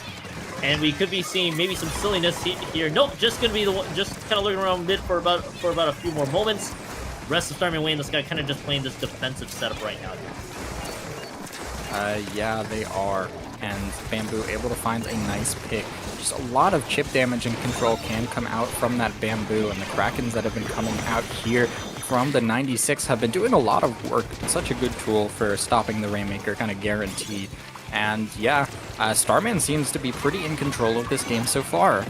So a little bit of a different change of pace coming out here. Starman just able to kind of play far back, maybe a little bit too far forward in front of that splash wall. Yoshell just with laser sights able to find a pick and help their team move forward. But nonetheless, rest in peace still has yet to move out of top mid here. How are they going to do it against the walls and chip damage that Starman is putting out? Yeah, that's going to be the ultimate question there. I think there still could be plenty of time to don't count. Though of all the things I'm going to have to note here, though, is the fact that we got 2 trip strikes that are available there, but the rest of Kraken is able to move up forward. It's just going to be Nana who's the only one alive there. You Prime B is just going to be the one that is not going to be able to punish Zen. In fact, Zen gets the splat onto them, and it'll be Nana and the rest of Rest in Peace, Saith the Lord, actually still taking out 2 members on their own. Made that a delayed 29 seconds left on this Rainmaker, but they are taking out members left and right. Now they might be waiting for this platform to possibly be moving down just a little bit more. But it doesn't look like so. Rest of Starman Wayne in the sky still trying to surround Nana here. on that side. 14 seconds. You just have to move forward. It's 3 members down. They might be able to get the lead here soon. With this hesitation, though, might buy themselves a little bit more time, waiting for the explosion to possibly kick in. 3 seconds. They will get the lead for sure. They won't slam it home, but it's 1 point remaining here, Fusion. What on earth is happening in this game? I'm not fully sure. They're going to be able to pop this one out. Maybe not, as it looks like both teams are kind of just stalled maybe for a few more seconds. Disgusting jump out. That's absolutely insane. The patience that was coming out from the zap on that Rainmaker was wild, and I've never seen a push that waits that long be so successful. Incredible stuff coming from Rest in Peace. Now Starman, overtime ticking down. They have a huge mountain to climb. How are they even going to do this? They need to get a full knockout here, and getting so close to enemy spawn nigh impossible, and that's going to be it. So 2 games for Rest in Peace, just a single game away from the tournament victory. You think Starman's gonna take this game 3, or do you think that Rest in Peace is gonna like put it away for good? I think from what I've seen so far, that was probably the closest one we've seen here. So I think I'm betting. If I were to be hopeful here, I would love to see Starman win this guy, get this game 3. I think they should be able to. If Zenith goes back into their crowdsourcing ways here, Fusion. So if this is exactly how it's panning out, I'm betting here they'll probably that Starman winning this guy will probably take the 3rd map here so far. And honestly, the bamboo isn't with the chumps actually wasn't really a bad choice at all in Lemuria Rainmaker on top of it. What you saw with Starman, just as you noted there too, it was that takes that long. Normally not successful a lot of the time. It was successful then, and just now the 1 point remaining. You know there too, just a tough one to come back from enemy spawn, from your spawn to the enemy spawn. So I think they might be able to get game 3 and get an extended set. Depends on what chat decides to do if Zenith is following suit with this. Well, the good news is Starman can just look in Twitch chat and be like, okay, we're going to be facing a Dynamo and or custom GooTuber, something like that. And kind of have an idea what they're up against in this game. It is... Yeah, it's Zones Ramen, so little Zones map that could end pretty quickly. Starman just needs to keep their eyes out and make sure that they have the pain control, because how they're going to deal with Yoshell is a really big deal here. Yoshell has been doing a great job just completely locking down Starman.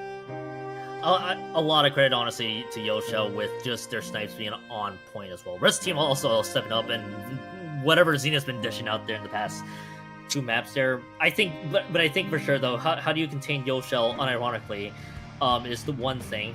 They also have to realize that there's something goofy with one of the members picking some very random weapons. And okay, I have officially given up here, Fusion. This is like the Kraken Mare pilled team comp. Like what? Oh my god, 3 Reef Sliders. three Reef Sliders coming out from Starman, not even from Rest in Peace, who are in control of this set so far. Yeah. It's working? Question mark? It's working? So, my serious meter says, alright, 3 Rainmaker zones G's. I think we have finally ramped up the silly meter here. And I can't believe it was working there. The custom explode, I cannot believe. I think the even sillier part is there is a custom explode duel. At this point, either this is just Kraken mirror strategies turned up to 11 with the custom explode mirror, or I think Starman's just like, okay, we're done here. We're just gonna try to cheat and see if it works. This is so silly. There's the cap again. Yeah, chat. How silly can we get? 3 Reef Sliders and a Splashdown. This is what competitive players don't want you to see about team comp building. I mean, it's scaring all of Rest in Peace off of the plat, and it's capping the zone. So, is this wrong? Are they going to be able to get the picks off of it? There's the pick on the custom X-Blow, not on the Charger, not a cap. Arrow not able to find it, but the zone flipped again. How many times is the zone gonna flip here? Probably like 30 billion, unless Rest in Peace begins a big lockout. So Fusion, we're at the point where we're gonna need a counter for the amount of zone flips here with the way this game is gonna play, right? I mean, you wanna know the worst part here too, Fusion, is I think this is the second time I've had to call triple Reef Sliders this entire month, and one of the other combos was the 3 Reflux Deco, and with the 4th one being an actual vanilla Reflux. So at this point, anything just goes with what I'm seeing so far. Maybe you could be seeing another zone flip. Okay, maybe not. I mean, the second undercover's gone down, and that's not on the rest of me. Saith Lord. They might be just trying to end it right here. Yeah, it certainly seems like they need to get close to the zone in order to get the Reef Slider, the proactive splashdown. Reef Slider coming in, finds one pick, not a second one. That's a wipeout. The Reef Sliders are gonna go down, and that's gonna be the tournament. Rest in Peace coming out victorious 3-0, defeating the menace of 3 Reef Sliders and a splashdown. Fusion, I feel like this is the first time I can officially say I am going home after seeing 3 Reef Sliders, let alone 2 undercover umbrellas and 1 silver arrow spray. I'll give the silver arrow spray credit. At least it's a weapon that could be played. And then I saw the custom Expo mirror, and then that's kind of just where my brain's like, all right, I think I'm good here. We did not make it to Hagelfish Clam Blitz, which I would bet myself if Starman won the 3rd map, I'd be seeing more zany options. I think this is just kind of where they kind of threw their hands up and just said, we give up here, Fusion. What an end, I guess, to understand it. What a way for the tournament here in Proving Grounds to end. We end with triple Reef Slide. Triple Reef Slide and double undercover umbrella. I'm gonna have a lot of questions by the time this cast is over. Yeah, and when I was watching this on YouTube, the title is Top Level Splatoon 3 Tournament. Oh no. 3 Reef Sliders in the finale. Nice job to Starman being good sports and having some fun in that final game, and congrats to Rest in Peace, who Congresio in peace. Saith the Lord. Congratio in peace, Saith the Lord. I think heavy shoutouts to, as you mentioned, to Starman winning this guy. I think the clue was they were realizing, all right, there's an H3 and a regular umbrella. These are not weapons that are being played, so we'll just triple the zaniness for you. So I'm glad that they were having fun with it.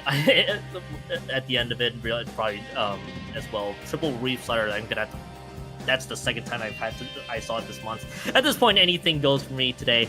What I will say though, Fusion, is it is always a pleasure to work with you, even if we're both a little drowsy or exhausted this morning, especially with that match. So we'll wrap it up here. Again, congratulations to Rest in Peace, Saith the Lord. Fusion, where can the people find you? ABFusion_ on Twitter. Where can they find you, Kyon? Find me, Kyon2570, casting Ludi tonight as well, so catch me there as well. Special shout-outs to Ellie, who probably had to deal with triple Reef Sliders. We're going to be raiding. We're heading off. I probably need more coffee as well here, so you guys have a good rest of your Sunday. This has been Proving Grounds 33. Once again, congratulations to Rest in Peace, Saith Lord. We're out of here. Have a good rest of your day.